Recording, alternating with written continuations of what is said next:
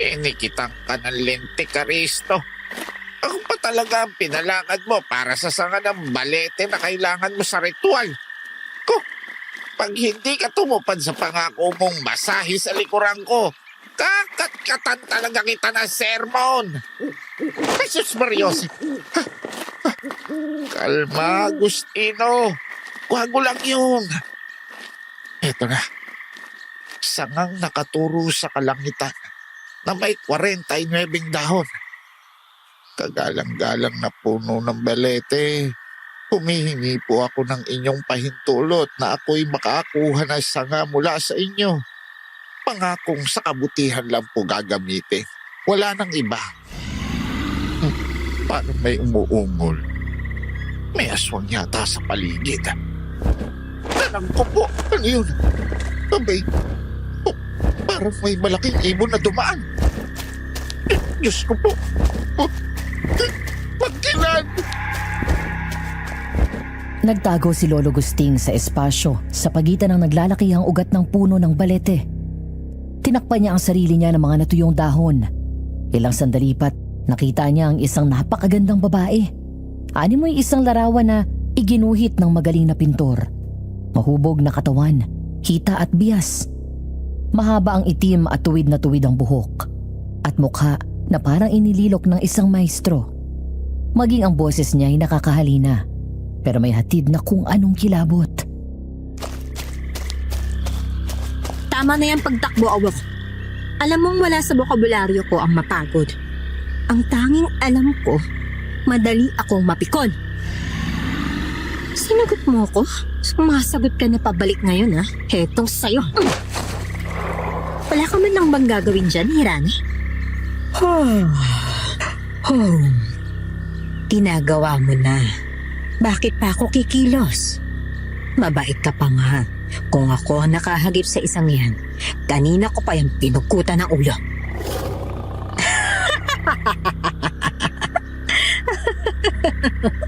Ano? Buntis ka? At isang tao ang ama? Alam mo namang bawal. Katapusin mo na!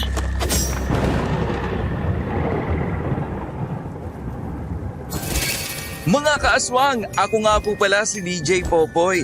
Bisitahin nyo naman kami sa Aswang Radio. And please subscribe, like, comment, share, and ring the bell button para updated kayo sa aming mga kwento. Huwag kalilimutan, Aswang Radio. Ikaw naman, masyadong mainitin ang ulo mo. Dinurog mo na agad yung ulo niya gamit ang kamay mo. Hindi pa ako tapos sa sinasabi ko eh. Sasabihin ko pa sana sa kanya na bawal ang pakikihalubilo ng mga aswang sa tao. Sa tingin mo ba nakakatawa to, Hirana? Tumarami ang mga magiging matigas ang ulo. Lumalabas sila mula sa lugar natin. Hindi lang sila basta nakikihalubilo sa mga tao nakikipagrelasyon pa. Kinakain ng kuryosidad. Ano magagawa natin? Huwag lang sana nilang dinadala ang mga tao sa pugad natin. At huwag silang nagpapalahi. Ayun na nga yung inaalala ko eh. Hindi na sila sumusunod. Akala ko ba mahigpit ka?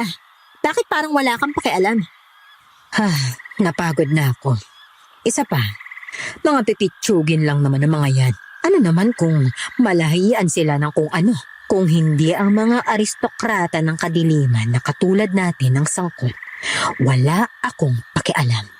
Hindi magugulo ang balahibo ko. Nanganganib na malaman ng mga tao ang lokasyon ng pugad natin, Hirana. Kung nag-aalala ka, bakit hindi ka bumaba doon? Manmanan mo matitikas ang ulo. Kalusin mo sila. Doon ka naman magaling, hindi ba? Nakakaasa ka, Hirana. Yan nga ang gagawin ko.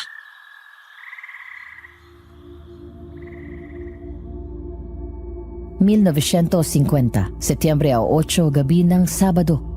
Pista ng Birhing Maria. Katulad ng nakasanayan, hindi nagsimba si Kuya Aristo.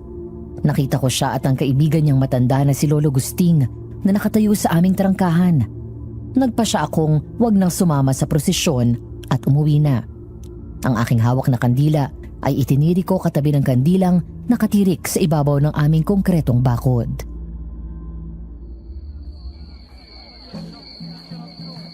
Lilia, bakit ka nandito?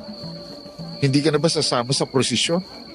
Sa tingin ko naman patatawarin ako ng mahal ni Berhin. Ikaw nga hindi ka sumasama sa prosesyon. Patirik-tirik ka lang ng kandila dito sa bakod pero hindi ka naman kinikidlatan. Masama ang hindi tumutupad sa pangako. Siguraduhin mong hindi ka nangakong tatapusin mo ang prosesyon. Baka mapalo ka. Alam mo ilang beses mo na ako pinaalalahanan tungkol dyan kaya huwag ka na mag-alala. Tsaka isa pa, hindi naman ako nangako. Ay, siya nga pala. Parang may gustong sabihin si Lolo Gusting sa'yo. Kanina pa nakatingin. Bakit niyo ko tinititigan, Lolo Gusting? Hindi na naman bago sa paningin ninyo na nagtitirik ako ng kandila dito sa harap ng bahay kapag dumadaan ang prosesyon. Tinitingnan ko kung may kanal ka sa pagitan ng ilong at nguso mo. Baka ika ko'y engkanto talaga ang kasama ko. Mula nung naging magkaibigan tayo at ako'y kupkupin mo, hindi na kita nakitang sumimba. Sumisimba naman ako ah. Oo, sumisimba ka para makinig sa sermon at mag-ostya.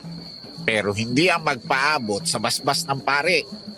Alam niyo namang may halong engkanto ang hawak kong gamit. Bawal ang basbas ng pare. Bakit nga ba, Aristo? Hindi naman sa demonyo ang mga engkanto. Kaya bakit bawal ang basbas? Dahil tao lang ang pare. Para sa mga engkanto, ang magpabasbas sa pare ay kahalin tulad ng pagpapakababa sa mas mababa pa sa kanila. Tangi sa Diyos Ama lang sila tumutungo. Dahil para sa kanila, siya lang ang pinakamakapangyarihan sa lahat. Mataas pa lang pagpapahalaga nila sa kanilang mga sarili. Parang mga bangkila na naniniwalang mga aristokrata sila ng mga aswang. Ganun ba? Ayan na naman si Lolo Gusting. Ikukwento na naman niya yung gabing nakakita siya ng mga bangkilan. Doon sa may matandang puno ng balete na nasa bukana ng bundok. Di yata ikay lasing lang nun. Abay hindi. Kahit pa nakalimang baso ako ng lambanog noong gabing yon, malinaw ang pag-iisip ko. Tandang-tanda ko pa ang mga itsura nila. Kagaganda nga ang mga yon.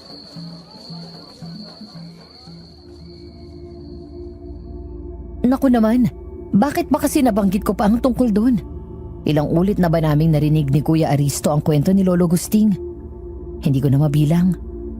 Inihanda ko ang sarili ko na marinig ulit ang kwentong parang sirang plaka.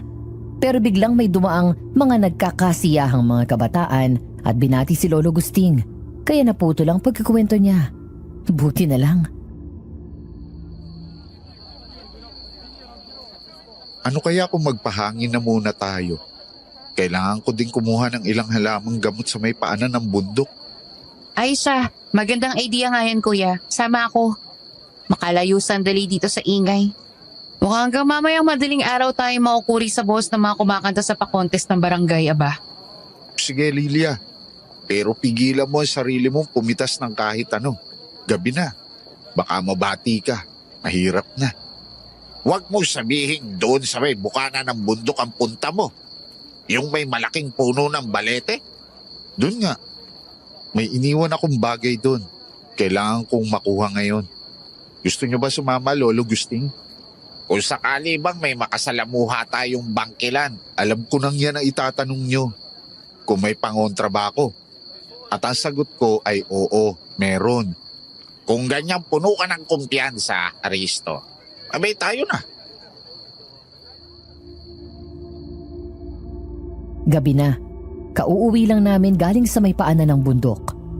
Walang buwan at maulap din ang kalangitan ngayong gabi. Tanging mga gaserang bitbit namin ang nagsilbing gabay sa aming nilalakaran kanina. Pagdating namin sa paanan ng bundok, tiningala ko ang matandang puno ng balete. Nakakamangha pa rin yun.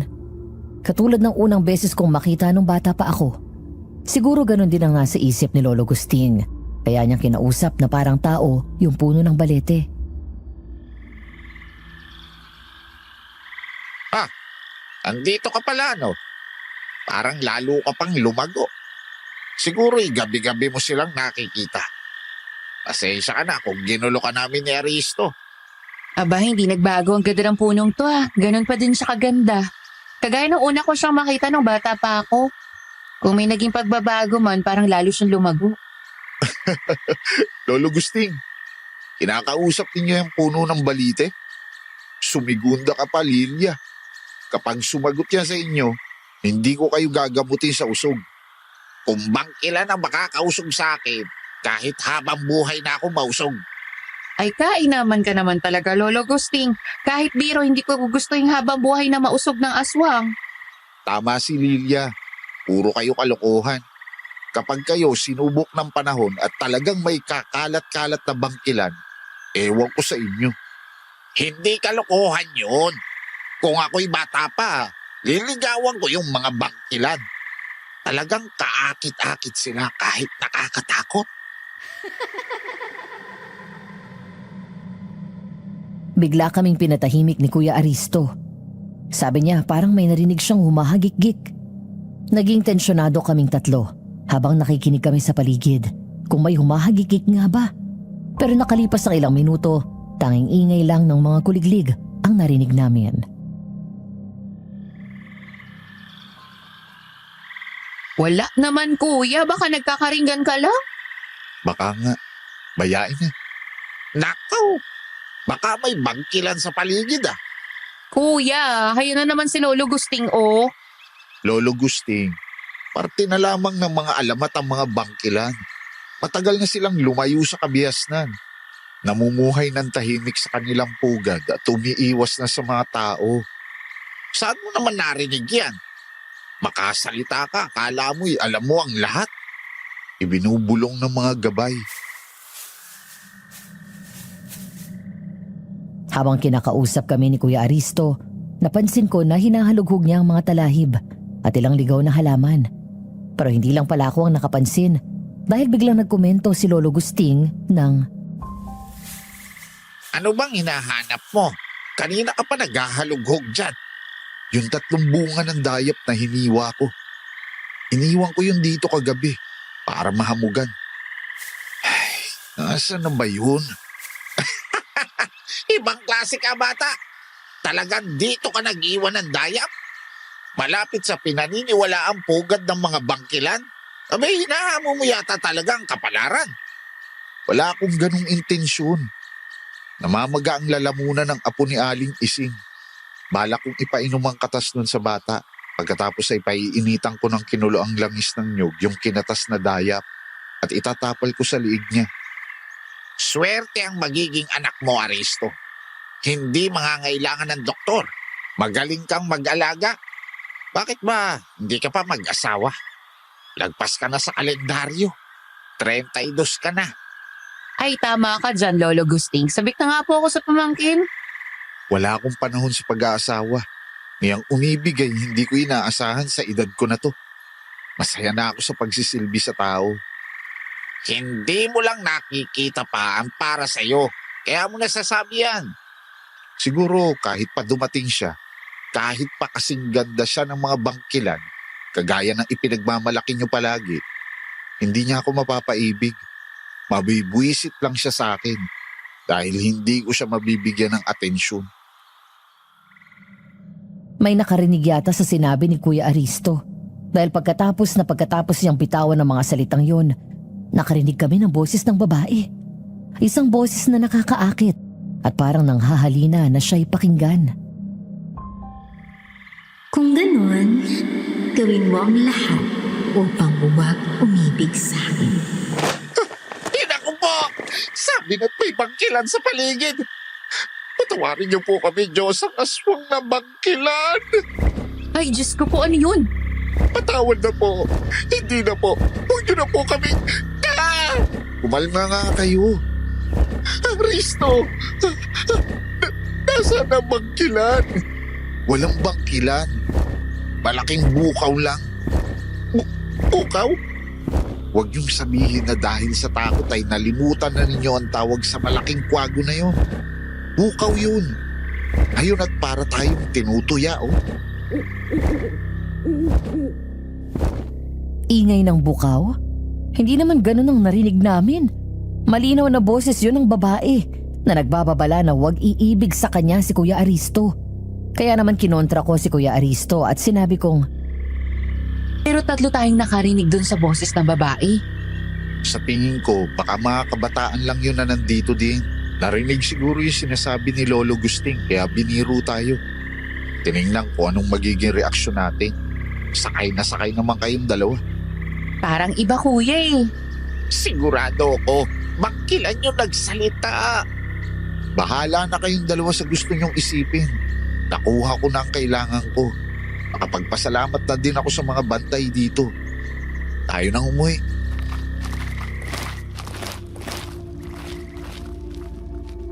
Setyembre 13, Miyerkules. Katatapos lang namin kumain ng tanghalian. Tapos na rin ako maghugas ng pinggan. Habang nagpapahinga kaming tatlo sa sala, biglang nagsalita si Kuya Aristo. Magbibihis muna ako. May parating daw tayong bisita, sabi ng mga gabay. Nangangailangan ng tulong. Sino naman kaya yun? Sa tingin ko'y magpapatulong.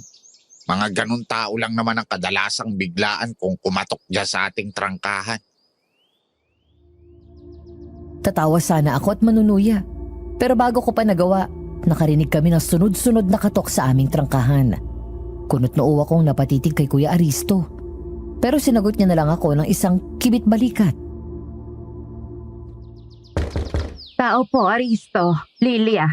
Nandyan ba kayo? Parang boses na Aling Alma yun ah. Si Almang palaging nagdududang tumas dito kay Aristo. Ano naman kayong pakay niya dito? Kuya, huwag mong sabihin si Aling Alma yung tinutukoy ng mga gabay mo. Ganun na nga, Lilia. Mabuti pa, harapan mo si Aling Alma. Magpapalit lang ako ng maayos na damit. Baka sabihin ay binabastos natin kung sasalubungin ko siya ng nakasando at tokong. Sige kuya. Mabigat ang mga yabag ko habang papunta ako sa trangkahan namin. Ubod ng sungit nung si Aling Alma. Wala na siyang ibang ginawa kundi ang pintasan at pagdudahan si Kuya Aristo. Tapos kakatok-katok siya sa amin. Pero kahit hindi ko siya gusto, dahil ng kagandahang asal, pinagbuksan ko siya at pinatuloy. Sandali lang po. Magandang hapon po, Aling Alma. Ano pong maitutulong namin sa inyo? Magandang hapon din naman sa'yo, Lilia. Si Aristo ba'y nandiyan? Oo po, nandito si Kuya. Pasok po kayo. Aling Alma, naligaw po kayo. Ano sadya? Aristo, hindi naman lingid sa iyong kaalaman na wala akong tiwala sa'yo. Pero ang aking si Dina, baka naman maaari mong tulungan ang apo ko. Ikaw lang ang pag-asa ko, Aristo. Lilia, pakikuha mo nga ng maiinom si Aling Alma. Palihim akong nagmaktol sa kusina habang ikinukuha ko ng tubig na maiinom si Aling Alma. Oo, tama siya. Alam namin na wala siyang tiwala kay Kuya. Ilang beses namin siyang narinig na sinisiraan si Kuya sa ibang tao na kesyo, peke, manluloko, huwad at kung ano-ano pa si Kuya. Tapos ngayon, ayun at may pahikbi-hikbi pa kay Kuya. Pero nawala ang inis ko sa kanya nung marinig ko ang nangyari. Aling Alma, kumalma po muna kayo. Sabihin niyo po sa akin ang problema. Baka po sakaling may solusyon ng mga gabay. Naging madalas si Dina sa batis. Sabi niya sa akin, niyayaya daw siya ng mga kaibigan niya. Pero nang tanungin ko naman sila, ang sabi nila sa akin, hindi daw nakikipaglaro si Dina sa kanila. At hindi nila alam kung sino ang bagong nakakalaro ni Dina, ganun ba? Oo, gano'n na nga. Kaya naman ang minsan siyang nagpaalam na maglalaro lang. Sinundan ko siya. Nakita akong mag-isa lang siya sa batis pero may kausap.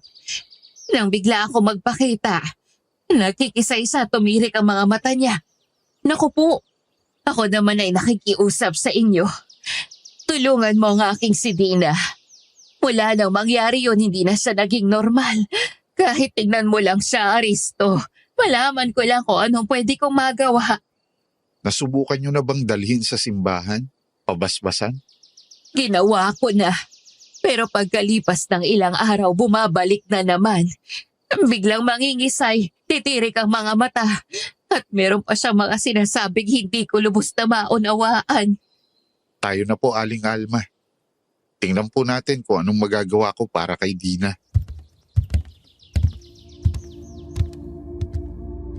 Pumunta kami kaagad sa bahay ni Aling Alma. Nasa may trangkahan pa lang nila kami ay dinig na namin ang malakas na pagtili mula sa loob ng bahay nila.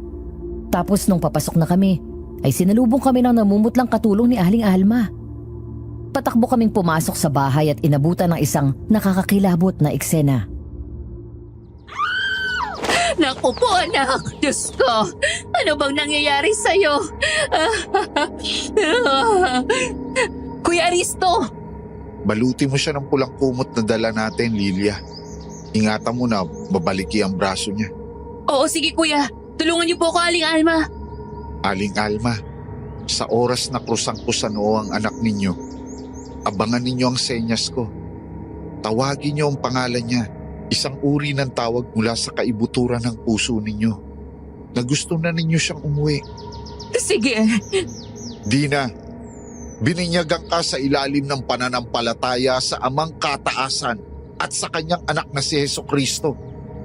Sa basbas ng Espiritu Santo, tinatawagan kita. Anak ko. Dina, umuwi ka na sa amin. Amin ka anak, hindi para sa mga kalaro mo. Anak, umuwi ka na sa akin. Dito ka na kay inay. Mahal na mahal kita anak. Ikaw ang buhay ko. Kayo na mga kapatid mo. Anak! Diyos ko po. Ano daw sinabi niya? Nasa paligid lang sila, nagmamasid. Yun ang unang sinabi ng bata. Tapos bago siya tuluyang nawala ng malay, sinabi niya na parating na siya. Nakakakilabot yung pagkakasabi niya. Parang isang pahimakas. Nasa paligid lang sila, nagmamasid. Parating na siya. Iyon ang sabi ni Dina. Anong ibig sabihin noon? Hindi ko pa alam eh. Kuya, nawalan siya ng malay. Aristo, ano nangyayari sa anak ko? Bakit siya nawalan ng malay? Pumanatag kayo, Aling Alma. Pauwi na ang anak ninyo. Mamaya lang magkakamalay na siya. Iniayos namin ang higa si Dina at hinintay na magkamalay. Habang naghihintay kami, nanatili muna kami sa likod ng bahay ni Aling Alma para magpahangin. Malamig na ang hangin dahil nalalapit na ang Pasko. Habang humihigop kami ng mainit na salabat na ipinabigay ni Aling Alma, pinag-usapan namin ni Kuya Aristo ang sinabi ni Dina bago siya tuluyang nawala ng malay. Bit-bit ko itong diary ko at isinusulat ang mga nangyari habang kausap ko si Kuya. Kuya, ano kayang ibig sabihin ni Dina? Sino kayang sila yung nakamasid? At yung sinasabi niyang paparating? Malalaman na lang natin. Ang mahalagay handa tayo kung kailanman yun dumating. Tama ka dun, kuya. Sa madung ginagalawan natin, hindi malayong makuha mo yung atensyon ng mga nasa ibang dimensyon. Sila mga nagtatago. Mga nilalang mula sa iba't ibang lugar. Ano ba yung ginagawa mo? Panay ang sulat mo dyan. Sinusulat ko yung karanasan natin, kuya. Tuloy ka pa rin sa pagdadiary mo? Aanhin mo ba yan? Para naman may kukwento ko sa magiging pamangkin ko tsaka sarili kong anak, no? Lalo na pag uugod-ugod na ako. O kaya kung ulyanin na ako, ipapabasa ko to sa kanila. Hindi ka ba nabuburyo? Bakit hindi ka lumabas kasama ang ibang kasing edad mo? Paano kang magkakaanak niyan? Lagi ka lang nakabuntot sa akin. Hindi sa ayaw kitang kasama. Ang totoo nga niya, nagpapasalamat ako na lagi kang nakaalalay sa akin. Yun naman pala eh. Kuya, huwag ka nang asumenti dyan. Ano bang problema? Pero kung umaasa kang magkakapamangking ka sa akin, limuti mo na yan. Ang tanda ko na. Mas mainam pang maghanap ka na ng asawa at nang magkapamilya ka ng sarili mo. Kuya, 32 ka pa lang. Batang-bata ka pa. Tsaka pwede pa, no? Huwag mo kong sinisilip dyan. Dahil ako, hindi ako magpapakasal hanggat hindi ka na ikakasal. Dahil kung mauuna ako sa'yo, talagang tatanda kang binata. Ganun daw yun eh. Kailan ka pa naniwala sa pamahiin? Ikaw na may paninindigan na kung hindi ko makita ng dalawang mata ko, hindi ako maniniwala. Mula nung tumapak ako sa edad na 20. Tapos namalayan ko wala pala akong tinatawag na ate. At wala pa akong pamangkin sa'yo, no? Hihirit pa sana si Kuya Aristo, pero nahinto ang anumang sasabihin niya sa akin nang makarinig kami ng mga papalapit na yabag. Pagtingin namin ay tumambad sa amin si Aling Alma. Kasama niya si Dina na nagkamalay na. Nanginginig ang boses niya na puno ng emosyon nang sabihin niyang, Aristo, gising na si Dina. Maraming salamat sa inyo. Sa itaas tayo magpasalamat, Aling Alma. Ginawa lang akong kasangkapan ng poong may kapal. Isang instrumento para makatulong sa tao. Magkagayon pa man, maraming salamat pa din sa inyo. Sa hindi mo pagsuko sa apo ko, tatanawin ko itong malaking utang na loob. Aling Alma, hindi ko kailangan ng utang na loob nyo. Kung hindi nyo mamasamain, mas gusto ko sanang maging magkaibigan tayo. Makakaasa ka. Kaibigan mo ko. Mula ngayon, hanggang sa huling araw ng buhay ko. Oktubre 23, Lunes. Ilang araw na lang at mag-27 na. Magtitinda na ulit kami ng bulaklak sa harapan ng bahay namin. Si Aling Alma? Ayun, naging matalik na kaibigan ni Kuya. Kasosyo ko na din siya ngayon sa munti kong negosyo na paglalako ng lutong ulam at kakanin. Si Kuya Aristo at Lolo Gusting naman ay nagpatuloy sa pagtitinda ng halaman habang tuloy sa pag-albularyo si Kuya. Kaninang umaga, may ipinakilala si Aling Alma sa amin. Lilia, kanina ka pa nakaupo dyan sa pasimano. Hindi ka ba nananawa sa pagdungaw dyan sa bintana? Ay, nakakamanghalang makita kuya na nag-uumpisa na namang bahain ng taong lugar natin. Mukhang marami din gumagaya sa atin. Tingnan mo, nagtatayo na din sila ng mga kubol para pagtindahan ng bulaklak. Yung mga water lily, nakaupa ka na ba ng mga mangunguha para sa atin? Sinabi mo bang 26 natin kailangan? Oo kuya, inabutan ko na ng tigbe-20. Gabi nila dadalhin para bandang madaling araw ng 27. Makapag-umpisa na tayo magtuhog ng mga bulaklak. Mga 100 sako din yung kinuha ko. Pwede na yon, magpadagdag na lang tayo kung sakaling kulang. Aristo, nasa ibaba si Alma. May ipapakilala daw sa inyo. Bababa na kami. Lilia, tayo na. Mamaya mo na ituloy ang pag-uusyoso mo sa mga tao. Pagbaba namin ni Kuya Aristo, nakita namin si Aling Alma na may kasamang magandang babae. Maputi, may nakakaakit na mga mata. Matangos ang ilong at makipot ang labi na kulay rosas. Ubod ng itim ang tuwid at mahaba niyang buhok. Mahubog ang balingkinita niyang katawan. Babae din ako, pero talaga namang humanga ako sa kanya. Para din siyang aristokrata kung makatindig. At nung magsalita siya, parang may kasamang musika. Aristo, Lilia, gusto kong ipakilala sa inyo ang bago kong kaibigan, si Alina. Ikinagagala ko kayong makilala. Parang nakita na kita. Nako naman, Lolo Gusting, nakakita lang kayo ng magandang babae, hinihiritan niyo na agad. Hindi. Parang kilala kita. Hindi ko lang matandaan kung saan. Hindi po kaya kamukha ko lang? Titigan niyo po akong mabuti. Pero baka nga po sakaling magkakilala tayo. Ay, Lolo Gusting, baka malusaw si Alina. Mawawalan ako ng kukunan ng bulaklak para sa ititinda niyo sa undas. Baka nga nagkakamali lang ako, Ineng. Pagpasensya mo na ako. Wala pong problema. Teka, hahawiin ko lang ang kortina para pumasok ang liwanag sa bahay. Siya nga pala, Aling Alma. Nabanggit niyo ang tungkol sa bulaklak. Anong ibig niyo sabihin? Itong si Alina, may alam na makukuhaan ng magagandang bulaklak. Mura din. Malaki ang tutubuin ninyo kung sa kanya kayo kukuha. Ganun ba? Tayong maupo at pag-usapan yan. Hindi ko na naintindihan pa ang ibang sinasabi nila. Dahil paghawi ni Lolo Gusting ng kurtina ay pumasok ang sinag ng araw sa bahay. Sa pagtama ng liwanag kina Kuya Aristo, nakita kong may kakaiba sa anino ni Alina.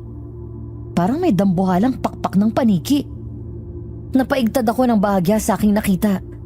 Sasabihin ko sana kay Kuya pero nung tingnan ko ulit ang anino ni Alina, wala na. Normal ang aninong nakita ko. Siguro na malikmata lang ako. Lilia! Lilia! Ha? Ano yun kuya? May sinasabi ka ba? Sabi ko, baka maaari kaming makisuyo ng maiinom. Anong nangyayari sa'yo? Ilang beses kitang tinawag. Parang hindi mo ako naririnig. Nakatitig ka lang sa sahig. Ano bang nakikita mo? Wala kuya, may iniisip lang ako. Maiinom ano? Teka, ikukuha ko kayo. Sakto, kakagawa ko lang na limonada. Tubig lang sa akin, kung pwede.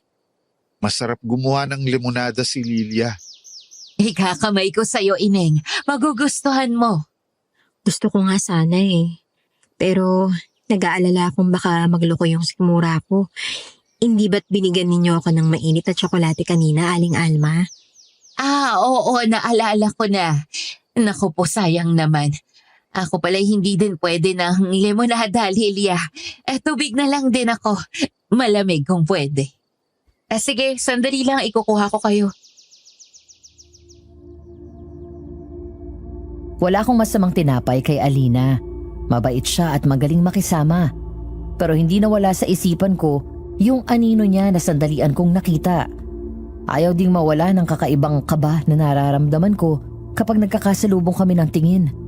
Pakiramdam ko kasi para akong kuneho na tinitingnan ng mabangis na hayop na handa akong sakmalin na namang oras.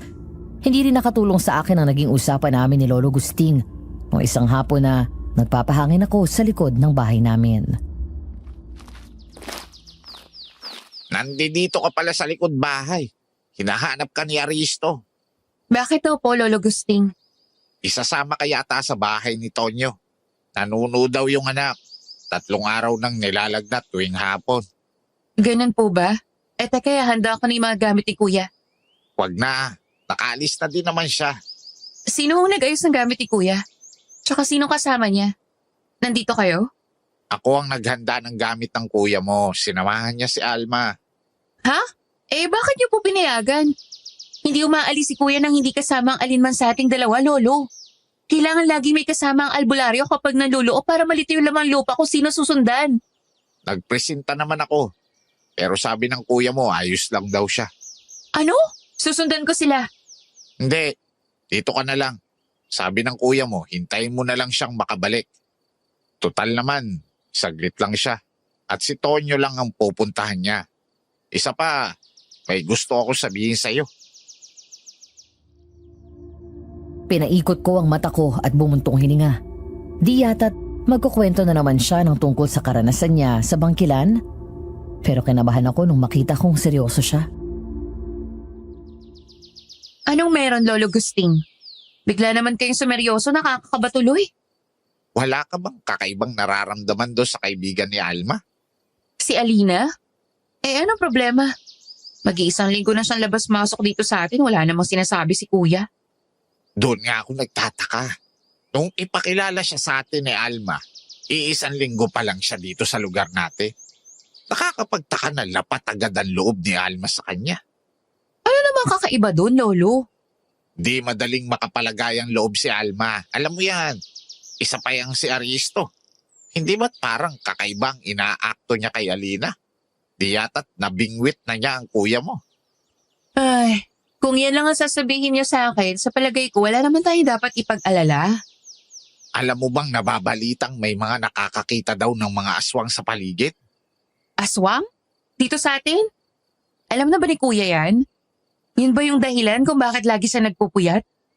Oo, ang totoo nga niyan. Nung isang linggo pa siya nakasagap ng balita.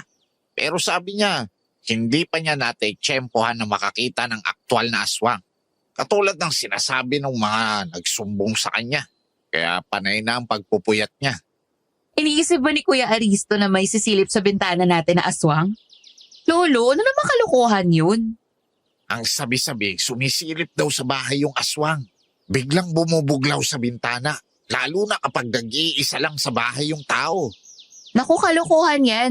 Baka naman guni-guni lang nung nakakita yung aswang. Lilia, ikaw na tao ka. Kung makatatsa ka sa mga bagay na may kinalaman sa di pangkaraniwan, para kang hindi kapatid ng albularyo. Lolo Gusting, kaya nga natutunan kong questionin ng bawat bagay ay dahil sa kapatid ako ng albularyo. Kailangan makita ng dalawang mata ko bago ako maniwala. Bahala ka. Huwag mo sabihin hindi kita sinabihan, ha? Siya nga pala. Pangit man sa asal, napapiksi na ako at napakamot ng ulo. Ang kulit kasi ni Lolo Gusting. Bakit hindi na lang siya maglaro ng mahjong o di kaya'y kausapin ang mga inaalagaan niyang halaman kagaya ng nakasanayan na niyang gawin tuwing hapon? Pero hindi pinansin ni Lolo Gusting ang pagpapakita ko ng disgusto sa usapan na yun. Patuloy siyang nagsalita. Ito ay tamang kutob lang naman ng isang matandang kagaya ko. Pero mag-ingat ka dyan kay Alina. May kakaiba sa kanya. Hindi ko lang masabi kung ano. At sigurado kong nakita ko na siya. Hindi ko lang matandaan kung saan. Naku, si Lolo Gusting. Hindi kaya tipo ninyo si Alina. Kaya pinagdududahan nyo ng sobra. Apo na ninyo ho yung isang yun, aba. Niloloko mo kung bata ka, no? Hindi ako ganon. Tingnan mo to si Lolo Gusting. Hindi naman mabiro. Pwedeng mali ako. Pero malakas ang kutob ko na may koneksyon sa pagdating ni Alina ang mga nangyayaring kakaiba dito sa lugar natin. Basta hanggat wala akong nakikita ang patunay, tatandaan ko na lang muna yung sinabi niyong yan sa akin, Lolo Gusting. Pagdating ng gabi, naiwan ako mag-isa sa bahay. Patapos na akong magluto ng hapunan, pero wala pa rin sina Kuya Aristo at Lolo Gusting. Habang naguhugas ako ng aking mga ginamit sa paghihiwa ng mga sahog, naalala ko ang kwento ni Lolo Gusting tungkol sa nagpapakitang aswang sa mga nag-iisa sa bahay. Biglang nakarinig ako ng mga yabag sa may likod bahay namin. Pasimple akong sumilip sa bintana.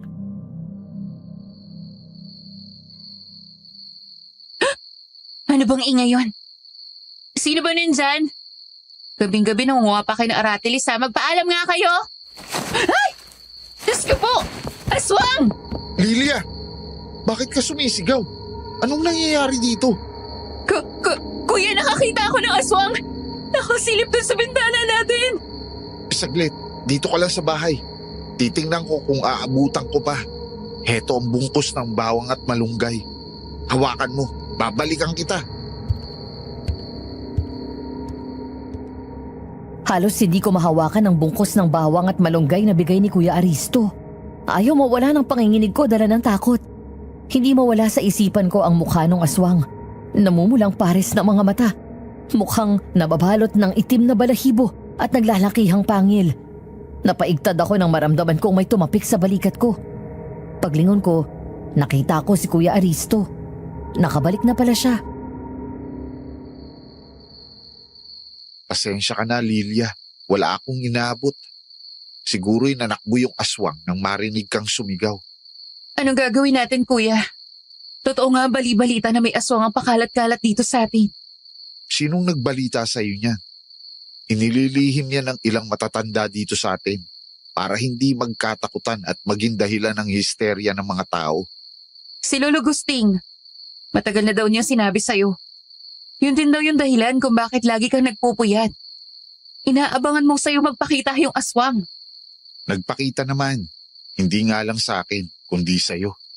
Anong gagawin natin, Kuya? Ano pa nga ba? Kundi ang mag-ingat at maghanda kung ano man ang mangyayari. Isinakto pang ilang araw na lang at undas na. Ano ba namang biro ng pagkakataon nito? Kumusta? Kumalma ka na? Oo. Medyo kumalma naman na ako. Buti na lang dumating ka. Kuya, takot na takot talaga ako. Yung lakad yun ni Alina, kamusta? Lakad ko lang. Iniiwan ako ni Alina bigla. May naalala daw siyang gagawin niya. Kaya mag-isa lang ako kanina habang nangluluop. Gumala-gala muna ako bago umuwi para hindi makasunod yung laman lupa na bumati dun sa bata. Kaya ka pala ginabi.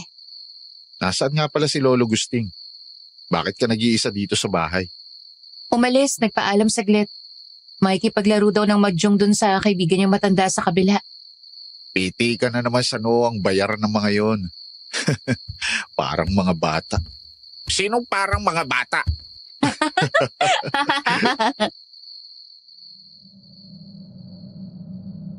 Nobyembre 2, Huwebes. Huling araw ng pagtitinda namin ng bulaklak. Nakakatuwa. Ang daming bumili sa amin.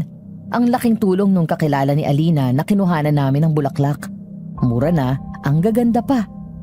Nakakatawang isipin na nung uno bumuhos ang tao, ngayong araw yun ng mga santo. Tapos ngayong nag-ados na kung kailan araw na ng mga patay, saka dumalang ang mga dumadalaw sa sementeryo. Kaya naman, bandang tanghali, nagpasya na kaming magligpit at maglinis. Kakaunti na lang naman din kasi ang natira sa tinda namin. Ang anumang natira, para sa puntod ng magulang namin. Ayan. Tapos ko nang walisin ang mga water lily na putol-putol. Naisa ko na rin namin ni Lolo Gusting yung mga dahon. Nako Alina, tumulong ka pa talaga. Grabe na nga yung ambag mo sa amin pagdating sa mga bulaklak. Alam mo, ang gaganda. Tapos ang laking mura pa ng ibinigay sa amin ng contact mo. Nakakahiya na tuloy sa'yo. Wala yun. Masaya akong makatulong sa inyo. May gagawin pa ba? Ayaw mo talagang papigil. Sige, ako na magwawalis dito sa may gate. Makisuyo na lang ako na ipasok mo yung mga bulaklak na nasa labas. Pakipatong dun sa pasimano. Sige, ako nang bahala sa mga yon.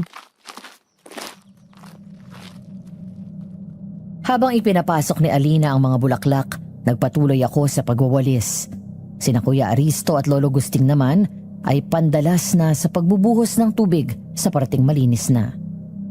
Nagdadakot ako ng aking pinagwalisan nung marinig kong umaray si Alina.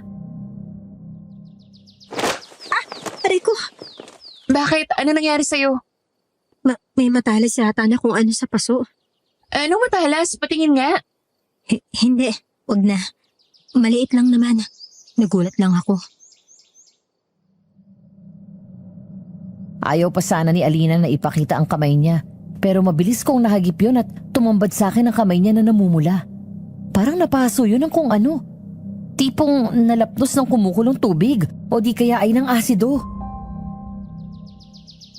Hindi naman sugat na patusok yan Parang lapnos Kuya, naglagay ba kayo ng asido dito? O kaya Clorox? Aanhin naman natin ang asido o pampaputi ng damit. Ano bang nangyari? Tingnan mo tong mga kamay ni Alina Parang nalapnos. Oo nga ano. Teka, titingnan ko yung mga paso. Diyan lang kayo. Wag na, Aristo. Baka kanina pa to At ngayon ko lang napansin. Hayaan mo na. Tinitingnan na ni Kuya. Nakaabala pa tuloy ako. Hindi yun abala, no? Isa pa. Saglit lang yun para kay Kuya. Halika, dito tayo sa bangko. Maupo muna tayo. Walang alambre, bubog o bakas ng asido. O di kaya Clorox. Ito lang ang mga berbena na nakita ko na nakapalibot doon sa ilang paso. Hayaan nyo na. Maliit lang naman to Gagamutin ko na lang mamaya pag uwi. Mamamagayan kapag hindi agad nagamot. Upo ka lang dyan, kukunin ko ang ginawa kong ungkwento para sa lapnos.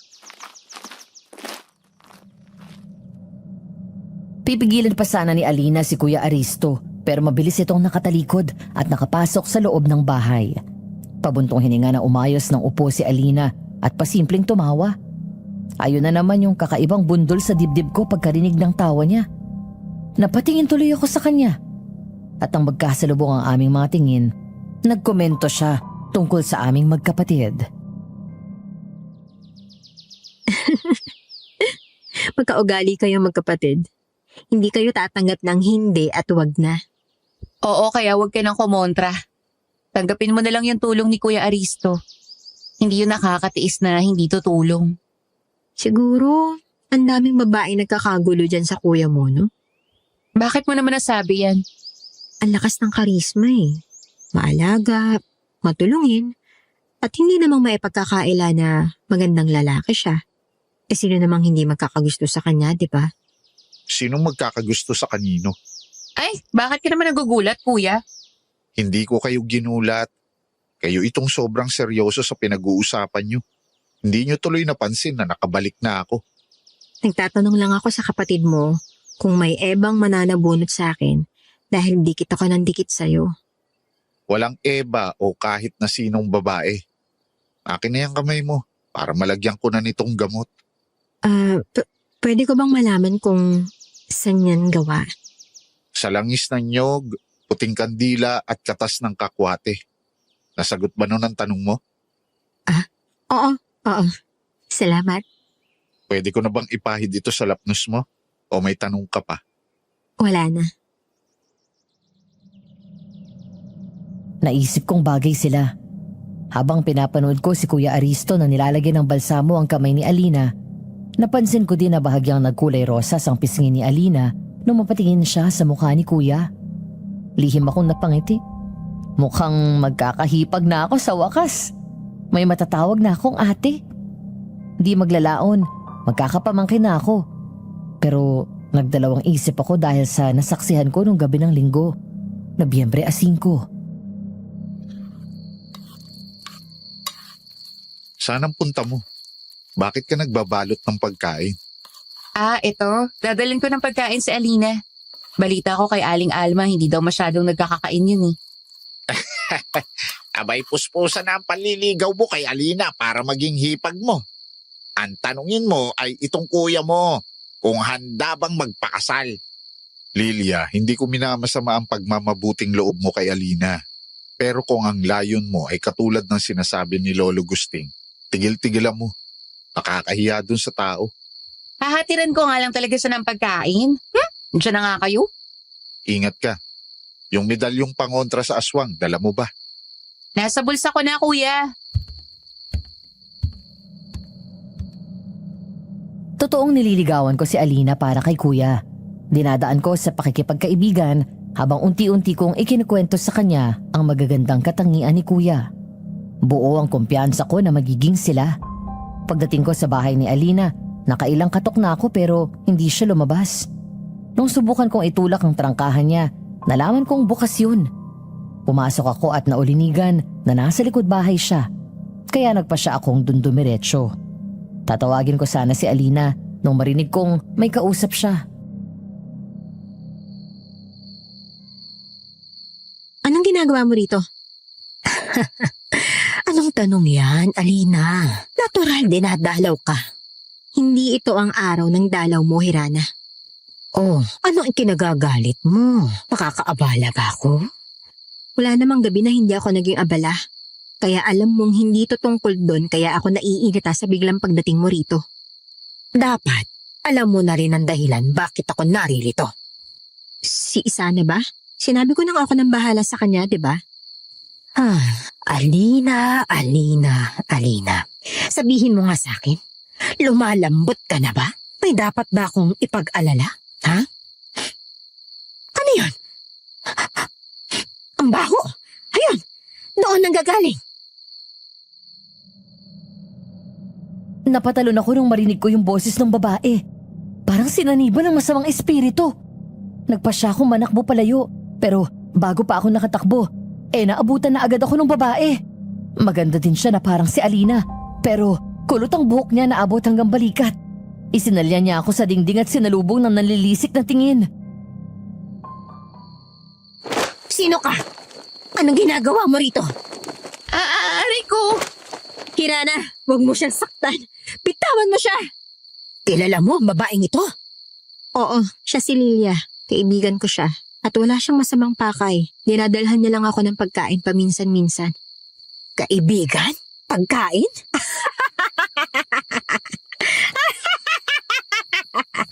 Nakakatawa. Marunong ka nang makipagkaibigan at kumakain ka na. Hirana. Aalis na ako, Alina. Siguraduhin mong gagawin mo ay pinangako mo. Nasaktan ka ba, Lilia? Hindi naman. Nabigla lang ako ng konti. Sino ba yun? Ay, pinsan ko. May pinapaasikaso lang siya sa akin. Natagalan akong gawin ang gusto niya kaya uminit ang ulo. Pasensya ka na kung napagbuntunan ka niya, ha? Naiintindihan ko. Pasok ka muna para maisalin natin yung mga dala mong pagkain. Kung hindi ako napagdiskitahan ng pinsan niya kuno, baka sakali pa. Pero hindi mawala ang panlalambot ng tuhod ko at ang panginginig ko. Wala din ako sa tamang hulog. Baka kung ano masabi ko, kaya minabuti kong magpaalam na lang. Kung ayos lang sa'yo, pwede bang sa ibang araw ko nalang balikan yung mga yan? Uuwi na ako. Ganun ba? Sige, ihatid na kita. Hindi, wag na. Malapit lang naman to sa amin. Tanaw nga yung bahay namin mula dito eh. Ingat ka. Oo, tama. Dapat mag-ingat ako dahil hindi ko kilala si Alina. Hindi ko nakilala ang boses niya nung kausap niya si Hirana. May kakaibang vibrato yun. Animoy puwersang sumusuntok sa dibdib ko. At yung babae, iba yung takot ang inihatid niya sa akin. Hindi dahil sa sinigawan niya ako o dahil isinalya niya ako sa dingding. Yun ay dahil sa kinilabutan ako nang magkalapit kami. Parang may kung anong kadiliman ang nakakulob sa pagkatao ng babaeng yun. Pagdating ko sa bahay, Nakabalik na ang amin dalagang nanliligaw ng mapapang-asawa ng kuya niya. Kumusta naman? Oo na ba? Ihahanda na ba natin ang trahe de boda? Lolo Gusting, Nagbibiro lang naman ako. Birong totoo. O kumusta ba? Nagustuhan niya ba ang mga dala mo? Ayos lang naman. baka kinulit mo siya. Nakakahiya. Kaibigan din siya ni Aling Alma, tandaan mo. Hindi kuya. Ang tipid naman ang mga sagot mo. Naninibago ako sa iyo. May problema ba, Lilia? May nangyari ba nung nandun ka kay Alina? May dapat ba kaming malaman? Wala kuya, pupunta na ako sa kwarto ko. Masakit yung ulo ko. pero hindi ko napaniwala si Kuya Aristo sa sagot ko. Dahil kasasara lang ng pinto ng kwarto ko, bumukas ulit yun. Sinundan ako ni Kuya Aristo at kinumpronta. Sa tingin mo ba hindi ko mahahalata kung may problema ka? Ako kaya ang nag-alaga sa iyo nung maliliit pa tayo mula nung namatay ang mga magulang natin. Sabihin mo sa akin, Lilia, anong nangyari? Hindi ko din alam kuya. Magulo pa yung isip ko. Sasapat ba kung humingi ako ng paumanhin sa'yo? Nasa tingin ko baka mali ako sa pagbubuyo ko sa inyo ni Alina. Kung sakali mang marahuyo ako sa pambubuyo mo, o kung hindi man ako tablan, aking desisyon yon. Wala kang kasalanan doon. Ang gusto ko lang ay kung saan ka panatag. Natatakot ako kay Alina kuya. Kanina nung may kausap siyang babae, ibang-iba yung tono ng pananalita niya. May kakaiba sa kanya. Parang hindi siya si Alina na kilala natin. Tama si Lolo Gusting. May kung anong meron na hindi maipaliwanag sa pagkatao niya. Kakaibang paano? Sabihin mo. Paano niyang nakuha agad ang loob ni Aling Alma? Napakailap ng matandang yun. Lahat pinagdududahan. Kaya nga tayo lang yung kaibigan nun eh. Tapos, isang linggo lang niya nakilala si Alina, hayun. Sobrang lapit na ng loob niya. Anong iniisip mo, Lilia? Naman kukulam siya. Baka may pinakain siya kay Aling Alma. Pinagdududahan ko na siya kuya. Sabi niya pinsan niya yung babae pero alam ko nagsisinungaling siya. Pero hindi ko magawang lubusang isipin na masama siyang tao dahil kaibigan ko siya. Niyakap ako ni Kuya Aristo at hinayaan lang akong umiyak sa dibdib niya habang marahan niyang hinahagod ang likod ko. Hindi ko alam kung gaano ako katagal na umiyak. Pero nung nag-angat ako ng mukha, nakatanggap ako ng mahalagang salita mula kay Kuya Aristo na nagpapalinaw ng isipan ko. Ubus na ba ang luha at uhog mo? Wala nang silbi ang kamiseta ko eh. Kuya naman eh.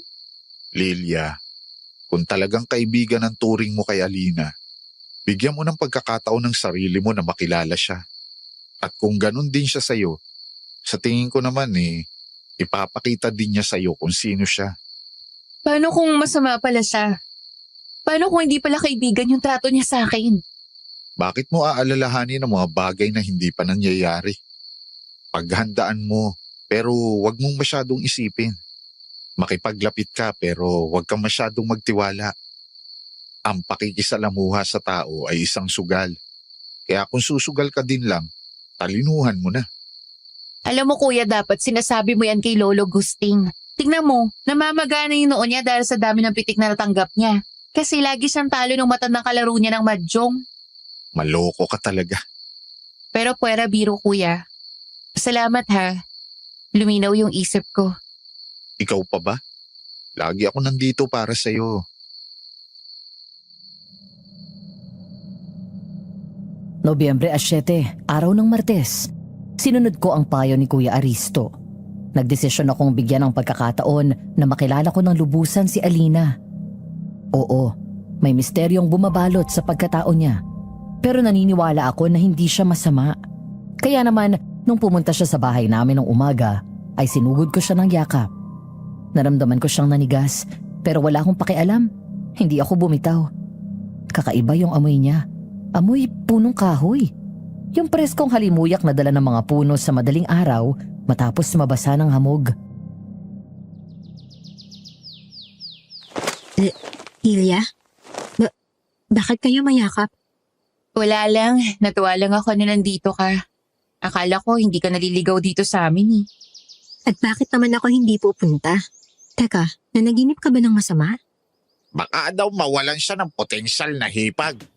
Lolo Gusting, baka mamaya maniwala sa inyo si Alina. Lilia, baka gusto mong bumitaw na kay Alina.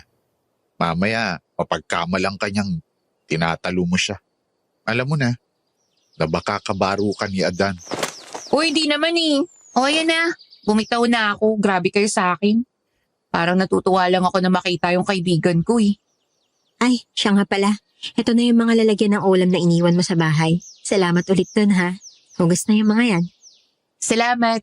Hayaan mo ipagluluto ulit kita. Sige, aabangan ko ang napakasarap mong luto. Ay, siya nga pala. May dala rin akong inihaw na kamote.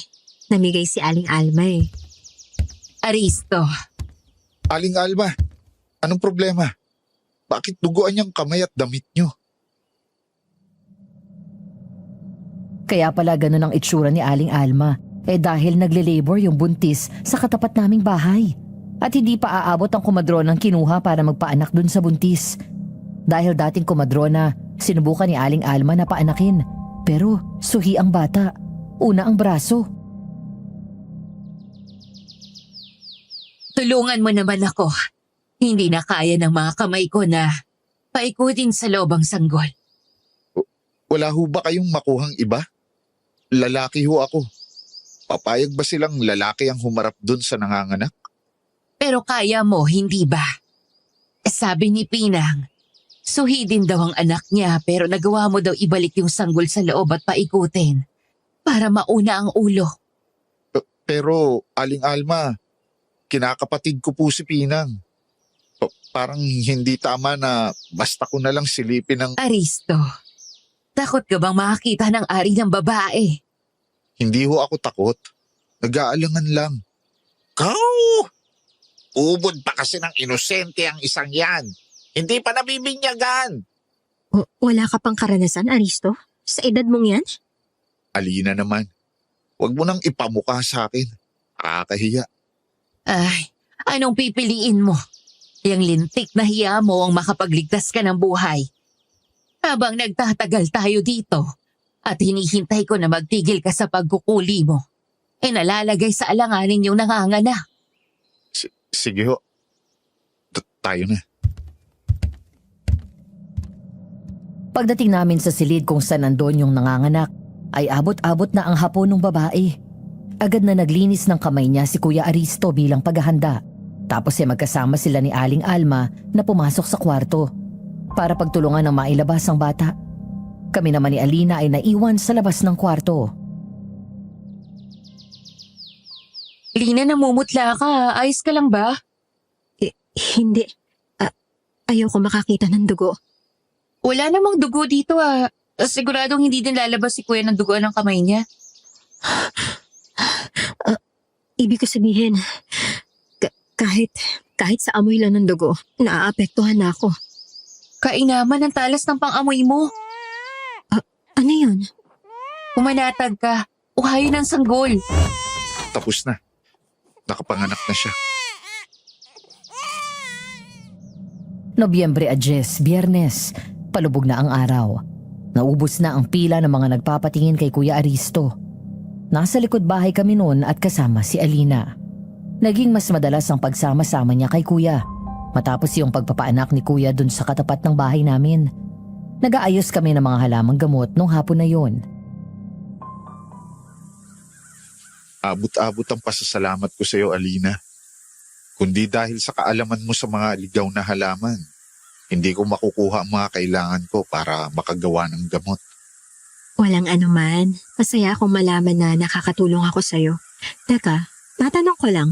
Kailan ka pa nagsimula mag-albularyo, Aristo? Narinig ko kasi kanina na ilan sa mga kliyente mo, ilan taon mo nang kakilala.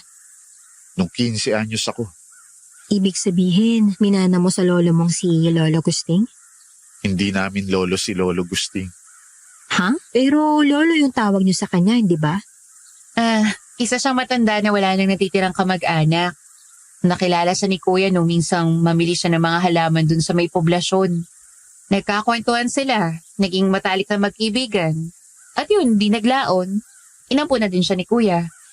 Mabuti ayos lang sa mga magulang ninyo na nag-ampon kayo na estranghero. Gustuhin man naming malaman yung opinion nila.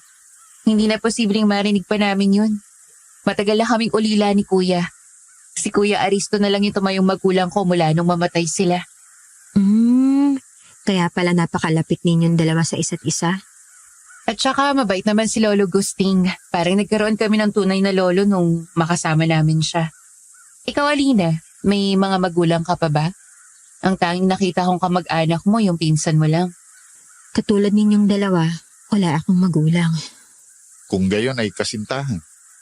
Minsan mo akong tinanong kung may ebang mananabunot sa'yo. Sinagot kita ng wala. Sa akin ba'y walang adan na mambubugbog? Baka mamaya ay nagagalit na yon dahil lagi ka sumasama sa akin. Walang ganun sa buhay ko. Siya nga pala, Alina. Ano ang pangalan ng pinsan mo na dinatan ko sa bahay mo nung gabi? Siya si Hirana. Lolo Gusting, ano nangyari? Nako, pasensya na kayo. Dadalhan ko sana kayo ng maiinom. Hindi ko sinasadya. Nabitawan ko ang tray. Inaatake yata ng rayuma ang mga kamay ko. Kumalma ho kayo. Kaya naho't putlang-putla kayo. Baso lang yan. Mapapalitan natin kahit ilan. Tinamaan ba kayo? Meron bang masakit sa inyo? Wala naman. Kuya, iupo mo muna si Lolo Gusting. Kukuha lang ako ng tambo at pandakot. Matapos ako magwalis at mapakalma namin si Lolo Gusting, nagpaalam na si Alina dahil may gagawin pa siya. Pagdating ng hapunan, kami lang ni Kuya Aristo ang nagsalo sa hapag dahil hindi kaya ni Lolo Gusting ang kumain. Ipinaghanda ko na lang siya ng arroz kaldo at tinatira ng pagkain sa kanyang kwarto. Habang magkatulong kami ni Kuya na naguhugas ng pinggan, napag-usapan namin yung nangyari. Nag-aalala ako kay Lolo Gusting. Hindi naman ganun katindi yung rayuma niya para mabitawan niya yung tray na dala niya kanina. Posible naman yon. May edad na si Lolo Gusting. 70 na. Traidor na ang katawan ng matatanda. Minsan maayos, minsan biglang sasama ang pakiramdam. Tulad ngayon. Ayun at plastado siya. Ang inaalala ko ay yung takot sa mukha niya. Nag-aalala siguro siya na baka mapagsalitaan natin siya. Iba eh. Parang may kung ano siyang kinatatakutan. Ano naman kaya yun? Hindi ko pa matumbok. Pero kapag nalaman ko, kakausapin ko siya. Nobyembre 6, Sabado. Ngayong umaga ay ginising kami ni Kuya ng masarap na amoy na nanggagaling sa kusina. Nang bumaba kami para tignan, nakita naming nakaluto na ng agahan si Lolo Gusting. Siglang-sigla siya. Parang nagdahilan lang siya nung nakabasag siya. Hindi na namin inungkat pa yon.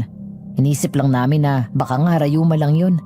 Pero pagdating ng hapon, habang nasa harap kami ng bahay at nagbubunot ng mga ligaw na halaman, Bakit parang nagkakagulo yung mga tao? Pasaan yung mga yan? Teka, tahaharang ako ng isa. Makikiusyoso ko. Kuya, ayun si Aling Alma oh, nakikitakbo, tanungin mo. Aling Alma, pasaan ho kayo? Nako Aristo, hindi pa ba ninyo nababalitaan? Ang alin ho? Bakit ba nagkakagulo mga kapitbahay natin? May natagpo ang bangkay sa ilog. Ang sabi biktima ng aswang. Ano ho? May nakapagsabi pa na nakita daw niya na may bangkilang dumating at pinatay yung aswang na pumuslang doon sa tao. Ano kaya kung pumunta ka din doon, Aristo, baka sakaling makakuha ka ng sagot. Lilia, sumama tayo. Baka may maibigay na sagot sa akin ng mga gabay. Sige kuya, susunod ako. Magpapaalam lang ako saglit kay Lolo Gusting. Nung makarating ako sa Batis, wala na rin ang bangkay. May iilang tao na lang din na natira doon. Inabutan ko si Kuya Aristo at Aling Alma na kausap ng kapitan namin. Nagpa siya akong maggala-gala muna sa Batis nung may mahagipang mata ko. Isa yung pulseras na kilala ko. Bigla ang pagbaha ng isang eksena sa akin na nangyari kamakailan lang. Isang hapon habang nangongolekta kami ng ligaw na halaman, Hindi ka ba natatakot, Aristo? Na baka minsan makasalubong ka ng malakas na aswang dito sa paanan ng bundok? Kagaya ng ng bangkilan? Hindi ka ba naniniwala na itong balete ang nagsisilbing bukana ng pugad nila? Kaya totoo kay hindi, anong ikakatakot ko? Hindi naman sila nanggugulo. Wala din naman ako atraso sa kanila. Tama ka naman dun. Uy, ang ganda naman ng pulseras mo, Alina, kakaiba. Alin ito? Gawa ito sa mga murang ugat ng balete. Itinibintas ko lang at pinaghugpong. Gusto mo ba ng ganito? Hayaan mo, kapag nakakuha ko ng mga murang ugat ng balete, igagawa kita. Sinabi mo yan ha, pangahawakan ko yung sinabi mo. oo, hindi ako maaring magkamali. Pulseras ni Alina yun. Maaring sabihin ng iba na pwede namang may ibang may ganong pulseras din. Pero sa lugar namin, si Alina lang ang nakitaan ko na may ganoong suot. Palihim ko yung pinulot. Saktong naibulsa ko na yon nang makita kong palapit si Kuya Aristo sa akin. Binala ko na sabihin sa kanya ang nakita ko pag uwi namin. Lilia, tayo na. Umuwi na tayo. Bakit parang nagmamadali ka, kuya? May mga bisita tayo. Pangit na paghintayin natin sila. Sino naman? Mga kliyente mo? Basta, umuwi na lang muna tayo. Anong oras ba yung dating nila? Hindi pa ako nakakaluto. Huwag mo nang alalahanin yon. Nakapagbili na ako kay Lolo Gusting kanina. Yung pamisteryo mo, kuya, kinakabahan tuloy ako. Tawa lang ang sinagot sa akin ni Kuya Aristo. Pero hindi ko na siya kinulit pa. Malalaman ko din naman yun pag uwi. Yun nga lang, hindi ko inasahan na sumalubong sa akin. Dahil ang dumating na mga bisita ay sina Aling Alma at Alina. Biglang kinutuban ako kung para saan ang hapunan na yun. Siguro'y nagtataka kayo bakit nandito si Alina at si Aling Alma. Bahagya. Konti. Bakit nga ba, kuya? Ako na muna. Ano ka sa Lilia, baka maging abala ka na. Tinanggap na ng mayor na tayo ang maghatid ng pagkain sa kanila. Nagustuhan kasi ng asawa niya ang mga luto natin. Talaga ho? Salamat naman ho kung ganun. Hindi ko mamasamain na mapagod ako. Magkatulong naman tayong dalawa. Salamat po talaga sa pagmumungkahi na ipatakim sa kanila yung mga putahe natin. Pagkatapos ng masayang palitan namin ni Aling Alma, namayani ang katahimikan sa hapagkainan. Tanging tunog ng mga kubyertos namin ang gumagawa ng ingay. Nanawa ako sa paghihintay, kaya tumikhim ako at tinanong si Kuya Aristo. May ibang bagay pa ba kayong ipapaalam sa amin? Meron. Ang totoo niyan, kami na ni Alina. Magkasintahan na kami. Sinagot na niya ako nung isang araw. Aba, magandang balita yan. Mukhang hindi na magiging habang buhay na binata ang aming albularyo. Ayos ka lang ba, Alina? Ayos lang. Sumala lang yung lago ko. Nasamid lang. Masaya ako para sa inyong dalawa. Balitaan niyo na lang ako kung kailan ang kasal ha. Wala nang gulatan na ganito. Natapos ng walang kahit anong problema ang hapunan namin. Masaya ang lahat. Nagtatalo ang damdamin ko pero lamang ang saya ko para kay Kuya Aristo. Nung makatapos ako maghugas ng pinggan, nagpa siya akong magpahangin sa likod bahay namin. Pero hindi ko yan nagawa dahil inabutan ko sina Kuya Aristo at Alina na magkahinang ang labi. Yun nga lang, sa pagitan ng isang puting panyo. Sigurado ka ba rito, Aristo? Hindi madali ang landas na gusto mong tahakin. Ang landas na kasama ko. Hindi naman talaga madali ang buhay, Alina. Nasa atin na yon kung paano natin haharapin ang lahat ng pagsubok. Kung sasakay na lang ba tayo sa agos ng buhay o lalaban tayo. Hindi nagkamali ang mga engkanto na mahalin at gabayan ka. At hindi ako nagkamali sa'yo. Pero inaalala kita. Hindi ka ba mapapahamak sa desisyon mong ito? Ginagawa ko pa rin naman ang sinumpaan kong tungkulin. May nadagdag nga lang. Ay, ipagpaumanhin mo na ganito lang tayo sa pagitan ng puting panyo. Hindi ang pisikal na koneksyon ng hangganan ng isang relasyon. Masaya na ako na ganito tayo. Lihim akong napangiti. Masaya silang dalawa. Iyon ang mahalaga sa akin. Paalis na sana ako nang biglang magsalita si Alina. Alam niyang nandun ako. Ay, hanggang kailan mo kami papanoorin, Delia? Halika nga rito. Lumapit ka na rito. Kailan mo pa nalaman na nandito ako? Ibinulong ni Aristo sa akin. Ibinulong daw ng gabay niya. Ay, wala na talaga akong kakampi dito. Mga traidor kayo. Ang daya sumbongero. Di bale, kakampi mo naman kami palagi ng kuya mo, Lilia. Nobyembre 10, Biyernes, araw ng pamamalengke ko sana. Pero inabot na ako ng hapon dahil sa baha ng kliyente at pasyente ni Kuya Aristo. Dahil sa pagkakatagpo ng bangkay sa batis, nagkakatakutan na ang ilang tao sa amin. Madalang nang lumabas kapag lubog na ang araw.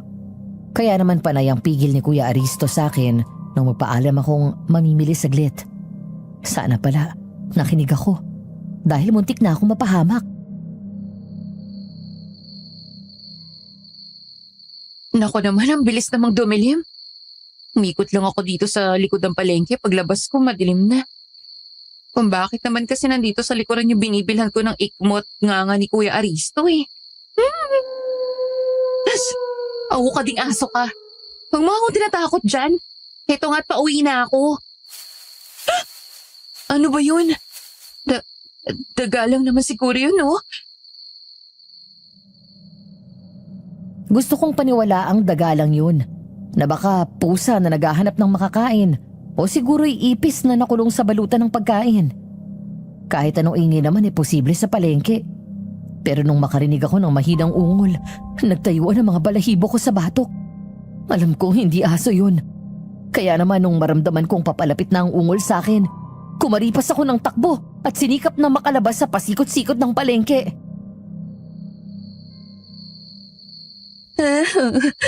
Panginoon ko, tulungan niyo po ako. Niyo po ako hayaang abutan ako ng aswang. Ayun, may tao sa dulo.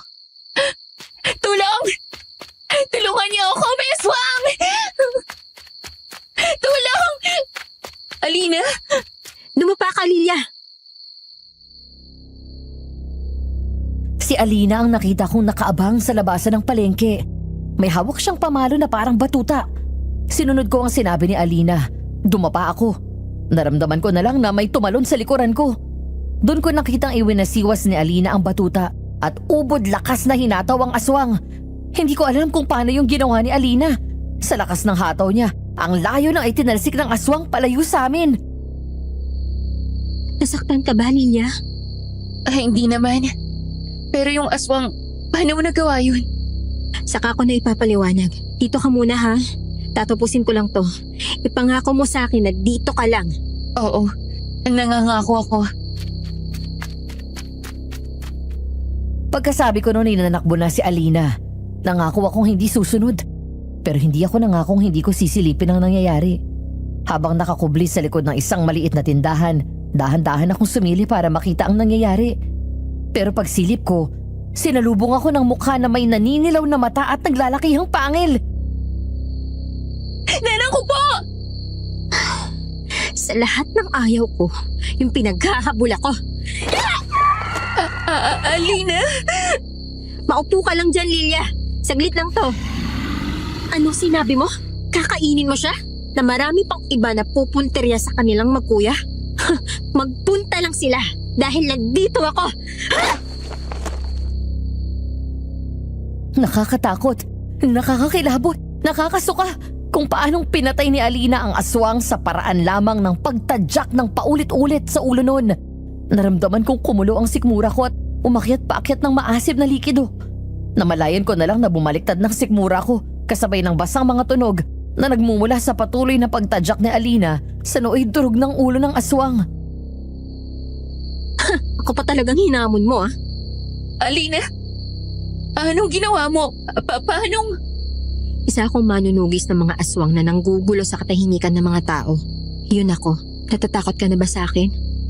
Paano ako matatakot sa'yo? Niligtas mo ko. Shh! Huwag kang maingay. Makinig ka sa akin. Sige. Nakikita mo yung talahiba na yan? Pasukin mo yan. Pagapang mong tawirin. Sa dulo niyan, may maliit na tulay. Tawirin mo yun. Tapos kumaliwa ka pagdating mo sa dulo. Dumiretso ka lang. Lalabas ka malapit sa likod ng bahay ko. Pero bakit? Ano bang meron? Basta sumunod ka na lang. Sige na, alis na. Alis na! Nanakbo ako, pero hindi ako lumayo. Nagtago ako sa mga talahib. Dumapa ako at pinanood ang nangyayari. Isang babae na nakadamit ng itim. May malaking sungay na itim din na may pakpak ng paniki ang nanugod kay Alina. Kulot ang buhok noon na hanggang balikat. Iniangat niya si Alina sa ere habang sakal-sakal siya sa leeg. Alina, anong ibig sabihin nito? Bakit buhay pa si Isana? Kamamatay lang niya ngayon. Mukhang nainis yung bangkilan sa isinagot ni Alina dahil inihagis siya nito. Tumama si Alina sa mga balangula na gawa sa kahoy. Dahil sa lakas ng pagkakahagis kay Alina, nagkabali-bali ang mga yun. Lalapitan ko na sana siya pero nagtama ang mga mata namin at pasimple niya akong sinenyasan. Muli siyang sinugod ng bangkilan. Dinaluhong siya at sinabunutan. Alina, alam mo kung ano ang kabayaran ng pagsira sa pangako. Huwag mong susubukan. Nagkakaintindihan ba tayo? Hindi ko naiintindihan. Dahil wala akong sinisira. Kababayaan kita ngayon. Iisipin kong naglalaro ka lang. Dahil nakakabagot ang mangalos ng matitigas ng ulo. Huwag mo akong bigyan ng dahilan para isipin ang kabaligtaran nun, ha? Nung mawala ang bangkilan ay patakbo akong lumapit kay Alina na nooy nakatayo na. Magulo ang itim niyang buhok at duguan ng maganda niyang mukha. Ang dugo sa paa niya na ginamit niyang pandurog ng ulo ng aswang, malinis na ulit. Nung tumingin ako sa gawi kung saan nandoon ang katawan ng aswang na pinatay niya, wala na yun. Siguro'y napansin niya ang pagtataka sa mata ko. Naabo na siya. Sadyang gano'n lang ang buhay ng isang aswang. Walang kahit anong naiiwan, Lilia. Teka, Lilia, madumi ako. Wag mo akong yakapin. Wala akong pakialam. Mahalaga ligtas ka. Pamilya ka namin ni Kuya Aristo. Ikakadulog ng puso kung mapahama ka. Sa susunod manakbo na lang tayo. Huwag ka na makipaglaban ng ganun. Alam ko ang ginagawa ko. Kaya ko sarili ko. Tao ka lang. Diyos ang aswang ng bangkila ng kalaban mo. Si Hirana yon, di ba? Hindi ako tanga. Alam kong hindi mo pinsan si Hirana. At alam kong si Hirana ang bangkila na yon. Lilia. Sabihin na natin kay Kuya Aristo ang nangyari. Hindi, huwag. Huwag mo sabihin sa kanya. Kaya kanyang tulungan. Malakas na albularyo si Kuya. Ang nakikita mong kakayanan niya sa araw-araw, wala pa yun sa kalahati ng kayang gawin ni Kuya. Kaya kanyang palayain mula sa bangkila na yun. Lilia, bigyan mo muna ako ng pagkakataon na makapag-isip. Sige na oh. Gusto ko munang pag-isipan to. Ayoko mapahamak kayo ng kuya mo. Alam ko malakas siya. Pero ayokong isugal siya. Ayoko isugal kayo sa panganib. Naiintindihan mo ako, di ba? Naiintindihan ko siya. Pero hindi ako ayon sa gusto niya. Hindi ko gusto ang ideya na maglilihim ako kay Kuya Aristo.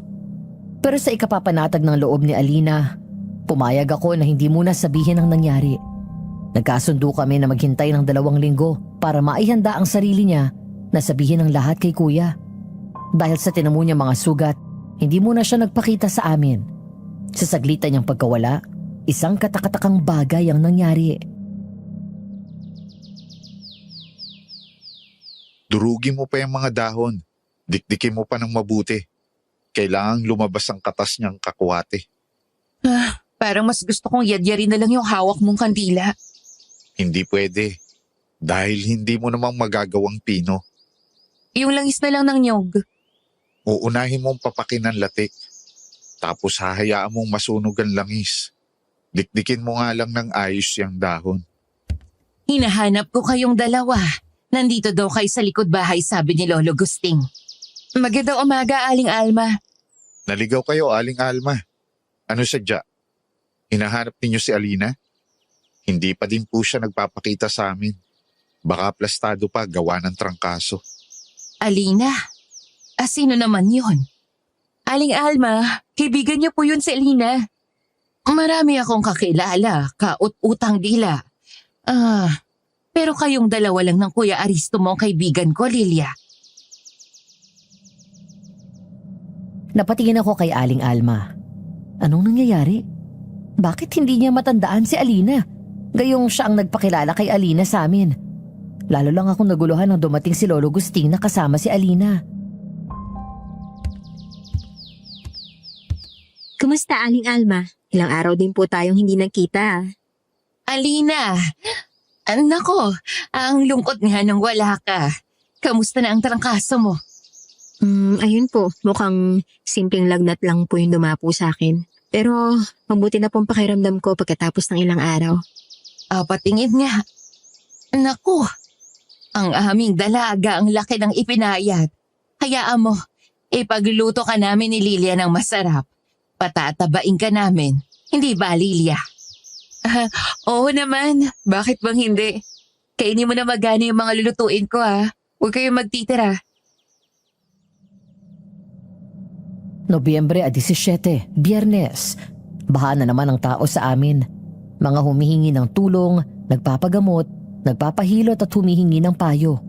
Katulong namin si Aling Alma nung araw na yun, kaya nagkaroon kami ni Lolo Gusting ng panahon para mamalengke. Mucho tayo ngayon Ang dami nating pinamili. Maganda po yung kinita natin dun sa paghahatid ko ng kakanin tsaka lutong ulam sa munisipyo. Mabuti na lang nagustuhan ng misis ni Mayor yung luto namin ni Aling Alma. Kami man ni Aristo ay tumabo sa mga dayo. Pinakyaw ang mga pako at pisaray namin. Kapag nagpatuloy yung ganito, may papagawa na natin ni Kuya yung bahay paggamutan niya. Para naman hindi na sila nagsisiksika ng mga kliyente niya sa kubo. Mahirap ang napiling daan ng kuya mo. Tumutulong sa tao pero hindi tumatanggap ng bayad. Naitawid naman natin. At saka maganda yung balik. Kita niyo to, kumikita tayo sa malinis na paraan. Naglalakad kami palabas ng palengke nung maisipan ni Lolo Gusting na magkwento. Isang malokong karanasan niya nung bata pa siya. Kung saan nakatikim siya ng malupit na suntok dahil sa isang pilyong biro. May mga tama na kami ng alak noon. Nakaisip ako ng kalokohan. Tinupi ko ang tansan, beer na ipinatong sa palad ko. Ang mga kainuman ko noon ay isang doktor, abogado at arkitekto. Tapos, ano nangyari? Sabi ko sa kanila, hipan nyo, bobo ka. Eh di hinipan naman nila. Tapos, tinitigan nila ako. Kita ko sa mga mata nila ang inaasahan nilang bobo ka, yung tansan. Kaya inulit ko yung sinabi ko. Hipan niyo, bobo ka? Ganyan. Nakailang ulit din silang tatlo. Tapos, biglang tumigil yung arkitekto at abogado. Yung doktor na lang ang nag-aabang kung bobo ka yung tansan. Ang sabi sa akin, bobo ka ba talaga yan? Sinagot ko siya ng hipan mo at bobo ka. Ginawa naman niya. Oo, panay ang ihip niya. Sa puntong yon, panay na ang halakhak ng abogado at arkitekto. Eh siyempre, nagtaka yung doktor. Bakit nga ba sila nagtatawanan? Ko, ang hina mo Ulit-ulitin mo. Hipan mo at bobo ka, hipan mo at bobo ka, hipan mo at... Ay! Alam mo, Lolo Gusting ang pilyo ninyo O, di ba? Kapag di ka naman natawa, Nakuha agad nung abogado at arkitekto yung kalokohan ko. Samantalang yung doktor, ang tagal-tagal lang paulit-ulit, hindi pa makuha. Panay ang ihip. Pero nalaman ba niya yung kalokohan niyo? Oo, sinuntok niya ako pagkatapos. Nakakita ako ng mga estrelya. Kayo naman kasi, biruin niyo, naisip niyo yung ganong kalokohan. Panay pa ang tawanan namin hanggang sa lumiko kami sa may kanto. Nang biglang huminto si Lolo Gusting, nakailang tawag ako sa kanya pero hindi niya ako pinapansin. Una kong narinig ang pagkabasag ng mga itlog. Pagtingin ko, nabitawan pala ni Lolo Gusting ang tray ng itlog na bitbit niya. Lolo Gusting, bakit? Anong problema? Namumutla po kayo Teka, at ang lamig ng pawis niyo. Hindi ito totoo. Nandito na nga sila. Hindi ako nagkamali. Sabi na, kilala ko siya. Nakita ko na siya. Nanang ko po! Lolo Gusting, teka! Teka lang! Asan ho kayo pupunta? Ano nangyari doon? Iniligid ko ang paningin ko. Hinahanap ko kung ano yung dahilan bakit natakot ng husto si Lolo Gusting. Nang may mahagip ang mata ko, dalawang babae na magkausap sa may kabilang kanto. Katapat ng sakayan ng kalesa, si Alina at Hirana. Agad akong sumakay ng kalesa pa uwi. At nang makarating ako sa bahay, dumiretso ako sa kwarto ko at kinuha itong diary ko. Pandalas kong inilipat ang mga pahina. Hinanap ko ang petsa kung saan isinulat ko ang kwento ni Lolo Gusting tungkol sa nakita niyang mga bangkilan. Alam ko sinulat ko lang yung dito Nasaan na ba yun? Ayon kay Lolo Gusting, sabi niyang babaeng may mahabang buhok dun sa kulot ang buhok. Wala ka man lang bang gagawin dyan, Hirana? Yun nga, si Hirana yung isang bangkilan. At ang babaeng may tuwid at mahabang buhok ay Nandito na si Lolo Gusting. Kailangan ko makausap siya. Lumabas ako ng kwarto ko at pinuntahan si Lolo Gusting, pero hindi siya handang makipag-usap sa akin. Para akong nakikipag-usap sa hangin. Nakuha ko lang ang atensyon niya nang sabihin ko na, Yung dalawang babae kanina na nasa kanto. Nakatapat ng sakayan ng tricycle. Lolo, sila yung dalawang bangkilan sa kwento nyo, di ba? Lelia, nakita ko sila. Kahit anyong tao sila, tanda kong sila yon. Bumaba na sila mula sa pugad nila. Kawawa tayong mga tao. Malupit sila. Wala silang kakayahang magmahal. Laruan lamang tayo para sa kanila. Lolo Gusting, kaya po ba takot na takot kayo ay dahil si Alina yung isa sa bangkilan? Oo, Lilia, siya nga. Siya ang malupit na bangkilan na nakita kong walang awa na dinurog ang ulo ng aswang na buntis. ang pagkumpirma ni Lolo Gusting ay naghatid sa akin ng sari-saring emosyon. Lungkot, takot, pangihinayang, pero lamang ang pagsisisi. Ibinuyo ko si Kuya Aristo sa isang hindi tao. Paano ko sasabihin sa kuya ko na aswang ang kasintahan niya? Ano bang katangahan ang nagawa ko sa taong nagpalaki sa akin? Ipinahama ko siya. Lolo Gusting, ano ang gagawin ko? Ipinahama ko si kuya. Ibinuyo ko siya sa isang aswang. Ang tama mong gawin ay kausapin ng mahinahon ng kuya mo. Sa tingin ko naman ay mauunawaan niya. Naniniwala ako na magkakaintindihan kayong magkuya. Nobyembre 19, Linggo. Ayoko sanang sumimba dahil alam kong aabangan ako ni Kuya at tatanungin kung bakit ako namamalagi sa kwarto ko. Pero namayani sa akin ang aking pagiging deboto sa mahal na birhen. Hindi kasalanan ng Panginoon at ng nanay niya kung may nagawa kong mali at natatakot akong harapin yun. Kaya maaga akong sumimba. Pero mali pala ako dahil hindi inabangan ni Kuya Aristo ang pag-uwi ko. Pagkalabas ko ng simbahan, nakasalubong ko sila ni Alina sa isang kanto na dinaanan ko pa uwi.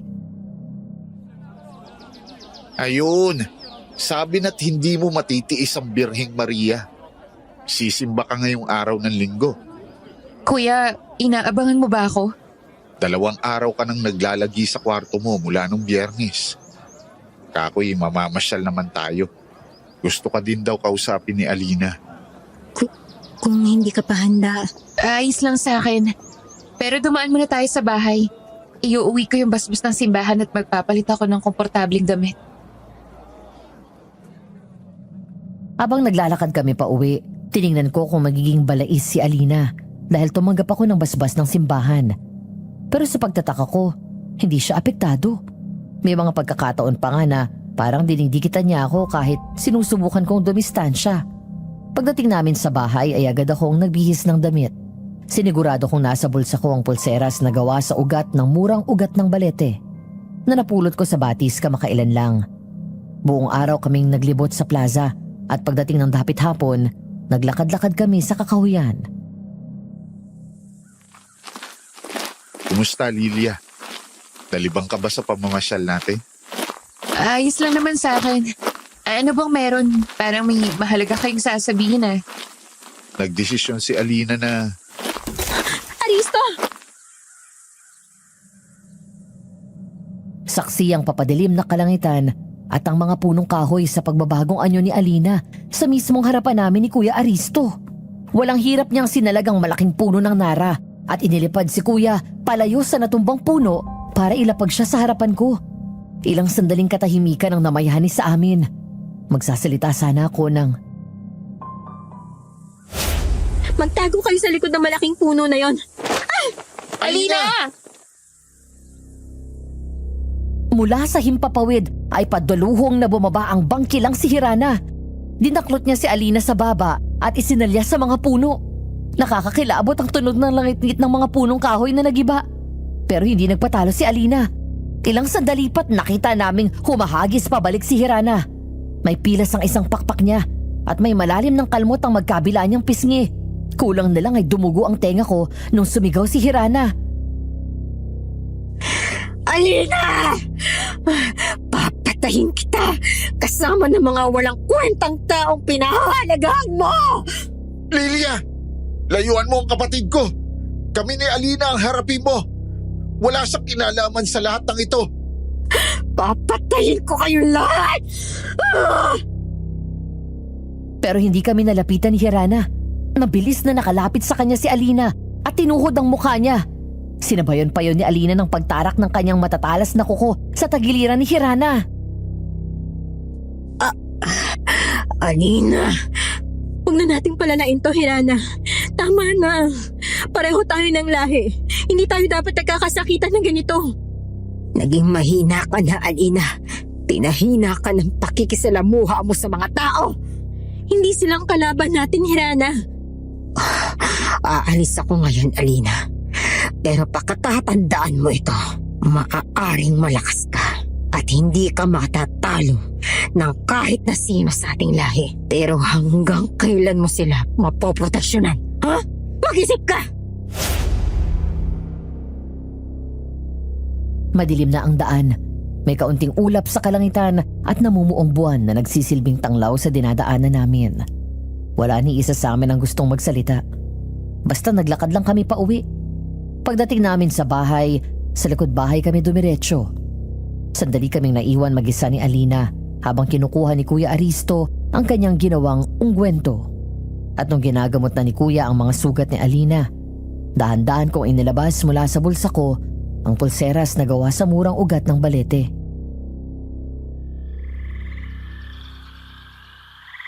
Nakuha ko ang pulseras na to sa Batis nung araw na minatagpo ang bangkay na biktima ng aswang. At kumalat ang bali-balitang may bangkila na namamasla ng mga aswang. Kung ganun ay... Oo. Matagal ko nang alam kung ano ka. Dapat nung nakita kitang paslangin ng aswang sa palengke at nagpakita ka ng kaibang lakas, tinanggap ko na ang katotohanan yun. Pero iniisip ko pa din na normal na tao ka. Lilia, Kailan mo pa nalaman, Kuya? nung ados. Ha? Oo nga naman, albularyo ka. Imposibleng hindi ka makakahalata. Gamit ang berbena sa mga ritual na may kinalaman sa eksorsismo o yung pagpapalayas ng masasamang puwersa, tanging mga ganong bagay lang ang may kayang makapanakit at makapuksa sa mga bangkiran. Walang masyadong talab sa kanila ang simpleng bawang, asin o kalamansi. Kinutuban si Kuya Aristo nung nasunog ang kamay ni Alina matapos makahawak ng berbena na aksidenteng napadikit sa paso. Yun din ang dahilan kung kaya tagahalikan kayong dalawa sa pagitan ng puting panyo. Para hindi mo mahawaan si kuya. Mali. Hindi nakakahawa ang bangkilan sa pamamagitan ng halik kung hindi siya magpapasa ng mutya ng pagkaaswang. Kung ganun, bakit? Para sa ng panyong yun? Kakatapos ko lang magsubo ng nganga noon na ginamit ko sa ritual. Hindi ko siya mahalikan dahil siguradong masasaktan siya. Hindi ako komportableng pinag-uusapan ng romantikong aktibidad ng kuya ko. Pero kinilig ako doon at sinarili ko yun. Hindi ko ipinakita sa kanila. Naramdaman kong namumula ang pisngi ko kaya iniba ko ang usapan. Nagtanong ako ng tungkol sa kahinaan ng bangkilan. Hindi para labanan si Alina, kundi para makapaghanda laban kay Hirana. Paano ang basbas ng simbahan? Kung hindi parte ng eksorsismo ang basbas at para lamang sa pagtanggap ng grasya, hindi kami tatablang masyado. Makakasugat o makakapaso yun, oo. Pero makakapamuksa pa rin kami. Wala ding silbi ang mga lihim na salita sa inyo. Kung hindi tama ang bigkas at mahina ang gumagamit, wala yung epekto. Kayo may gawa kay Dina. Nagbabalakay na bababa ang bangkilan. Ideya ni Hirana. Pinaglaruan niya si Dina para hamunin si Aristo. At si Aling Alma, anong ginawa mo sa kanya? Bakit naging lapat agad ang loob niya sa'yo? At bakit kanya nalimutan ng ilang araw kang nawala? Dahil yun sa kapangyarihan ng panghalina ng bangkilan. At kami ni Kuya? Ginamit mo din ba kami? Hindi ko kaya. Inaamin ko. Ako ang nakarinig sa sinabi ng kuya mo nung gabing yun sa may balete. Nahamon ako. Binala kong paibigin ang kuya mo. Pero bandang huli, natagpuan ko na hulog na ang loob ko sa kanya. Tiningnan ko siya ng matagal. Matiim. Tinitimbang ko ang sinseridad sa boses niya at ang katotohanan ng mga sinabi niya. Hindi siya nag-iwas ng tingin. Bagkus ay pagsusumamo ang nakita ko sa kanyang mga mata. Ako ang unang nag-alis ng tingin. Pero bakit sobrang epekto ng berbena sa'yo? Sa inyo? Dahil katulad ng mga engkanto, kaming mga bangkilan na hinirang bilang aristokratang lahi ng mga aswang ay saklaw ng kapangyarihan ng dugo niya. Ano? Ginamit na pangtapal sa sugat ng lalaking ipinako sa krus sa mga berbena.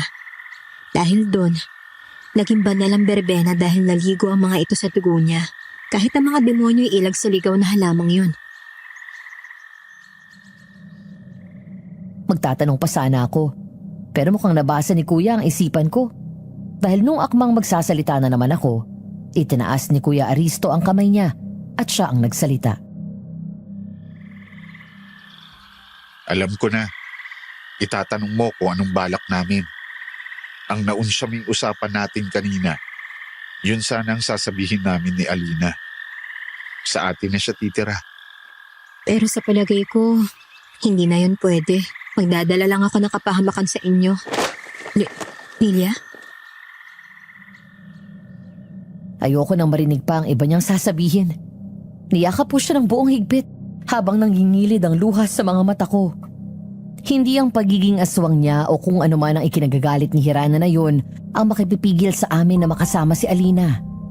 Kaya nung magsalita ako, ibinuhos ko ang buong puso ko para ipaalam na tanggap ko namin siya. Dito ka lang. Dito ka lang sa amin. Maligno, engkanto, Diyos ang aswang na bangkilan ka man. Wala kami pakailam. Ikaw si Alina. Kaibigan kita. Kasintahan ka ni Kuya. Yun lang yung mahalaga sa akin. Pero Lunukin mo na ang pero mo, Alina. Alam mong wala sa bokabularyo namin ang tumanggap ng argumento. Disyembre 8, Biyernes. Kapistahan ng Imakulata. 16 na araw bago ang kaarawan ni Kuya Aristo.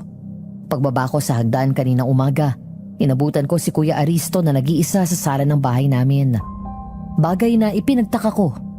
Mula nang pumisan sa amin si Alina ay naging normal ng eksena sa akin ang mamulatan silang dalawa na magkatabi sa aming sofa. Magkahawak kamay at tahimik na nagpapalipas ng oras. Parang naninibago ako ah. Nasaan si Ate Alina? Tinanghali siguro sa ginagawa niya kagabi. Ibig mong sabihin hindi siya umuwi? Parang ngayon lang naman nangyari yun. Pero hindi naman nakakapagtaka. Alam natin kung ano ang ginagawa niya. Dapat ay inasahan na natin to. Kuya, may problema ba kayo? May problema si Alina, pero hindi siya handang humingi ng tulong. Kausapin natin siya, kuya. Wala namang problema na hindi nasusolusyonan. Hindi, Lilia. Kaya kita kinakausap ngayon ay para sabihin sa'yo na kung ano man ang maging desisyon niya, irespeto natin. Maaari ko bang ipakiusap yan sa'yo? Maaasahan ba kita? Oo, kuya. Aalis si Alina. Ang hindi lang namin inasahan ay kung paano siyang aalis. Disyembre 24, Linggo, bisperas ng Pasko, kaarawan ni Kuya Aristo. Isang masamang pangyayari ang naganap. Natagpuan si Lolo Gusting sa liblib na parte ng paanan ng bundok. Tapyas ang kaliwang tenga at agaw buhay. Dinala siya sa amin ng mga nakatagpo sa kanya. Gamit ang kaalaman sa halamang gamot at espiritual na gawa ni Kuya Aristong isalba siya. Nang umayos-ayos na siya ay dinala na namin siya sa ospital para mabigyan ng gamot na siyensya lang ang pwedeng magbigay. Dito lang daw muna tayo sa hintayan, kuya. Habang tinitingnan ng doktor si Lolo Gusting. Akala ko talaga kanina, hindi sasapat ang kaalaman ko, Lilia. Takot ako na baka mawala si Lolo Gusting. Kumalma ka na, kuya. Matagumpay mo naman siya na isalba eh. Higit pa sa sapat yung nagawa mo. Sabi ng nakapulot sa kanya, isang babaeng maganda na may tuwid at mahabang buhok na may dambuhalang pakpak ng paniki ang inabutan nila. Hindi siya yun, kuya. Malaki ang posibilidad na siya yun. Paano ka naman nakakasigurado? Kanina, natagpuan ko to sa lamesang lagayan ko ng mga pinatuyong halamang gamot. Isa yung gawang kamay na koronang bulaklak na gawa sa berbena. May ilang bahagi nun ng may dugo. Ginawa ni Alina yon kahit nagkakandalapnos ang kamay niya. Nanginig ang kamay ko, nag-umpisang mag-init ang mga mata ko. Nung nanginig ang labi ko, nagunahan ng tumulo ang luha ko. Ang mahinang hikbe naging hagulgol. Niyakap ako ni Kuya. Naisip kong hindi dapat ako ang umiiyak kundi si Kuya, pero hindi ko mapigilang malungkot o maiyak.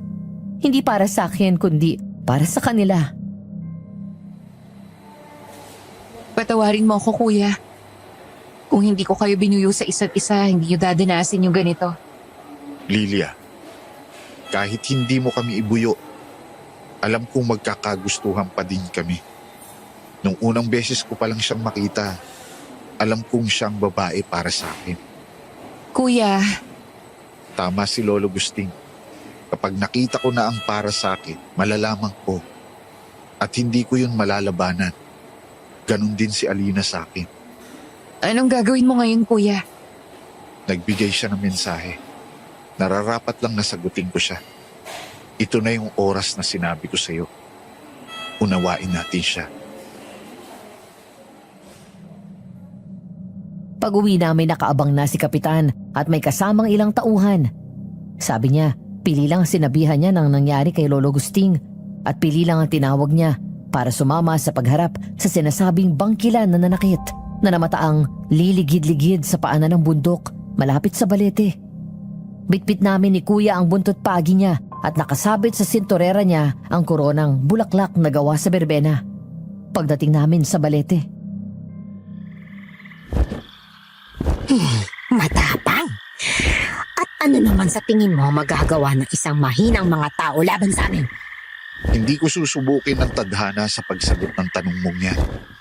Anong pakay mo rito kung gano'n? Hindi namin gustong labanan kayo.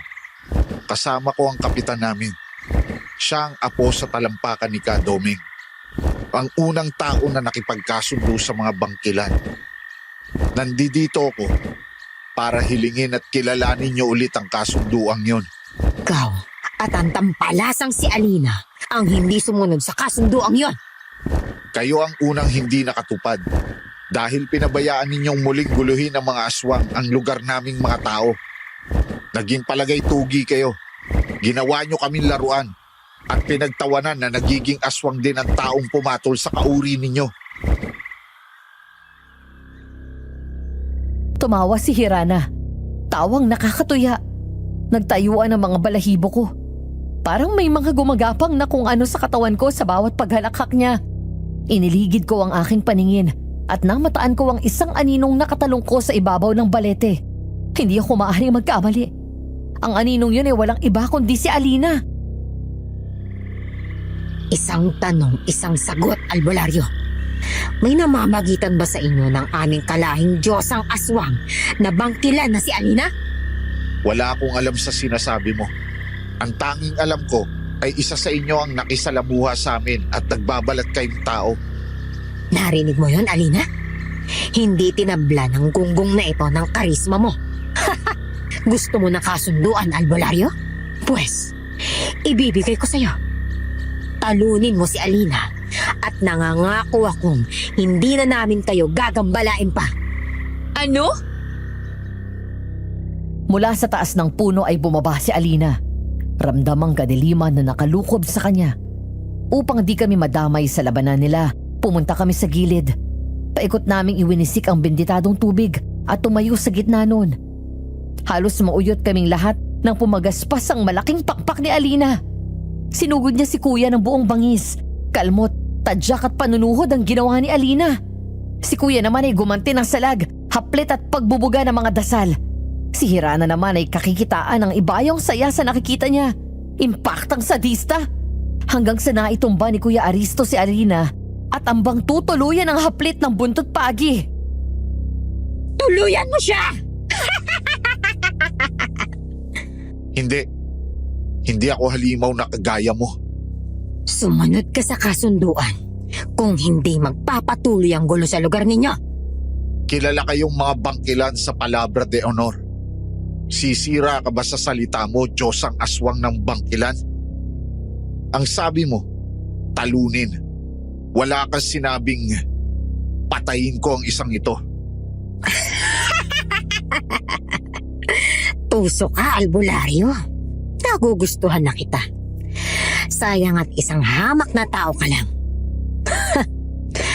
Ay, bueno, natalo mo si Alina. Tutupad ako sa aming pangako. Mawawala na ang lahat ng salot sa inyo. Sa ngalan kong Hirana, isang bangkilan.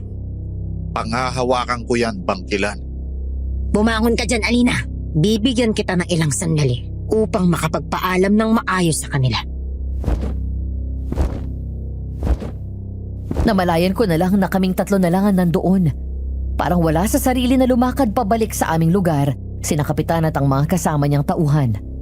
Ilang sandali na mayani ang katahimikan sa pagitan naming tatlo. Ang mga ulap sa kalangitan ay bahagyang nahawi at sumilip ang bilog na buwan. Niyakap ni Kuya Aristo si Alina. Patawarin mo ako. Nauunawaan ko. Hindi mo na kailangan pang magsalita. Dinala mo ang mga berbena. At nagdala ko ng ungkwento para sa mga paso mo. Linya, ipagpaumanhin mo. Hindi ko na matutupad pa ang pangako ko. Pero ibinibigay ko to sa'yo. Marahan niyang iniabot sa akin ang pulseras na gawa sa murang ugat ng balete. Ang pulseras na pag-aari niya at palagi niyang suot. Niyakap ko siya ng ubod higpit. Yakap ng pamamaalam at pasasalamat. Bago ako tuluyang lumayo sa kanya, ay binigyan niya ako ng halik sa pisngi. Pagkatapos ay tinapik-tapik niya ako sa ulo. Salamat sa pagtanggap sa akin. Kung sakali mang maranasan kong magkaroon ng kapatid na kagaya ng isang tao, alam kong ikaw ang nanaisin ko. Ganon din ako. Ikaw yung hipag na pinapangarap ko para kay Kuya. Bahagya siyang tumawa sa sinabi ko.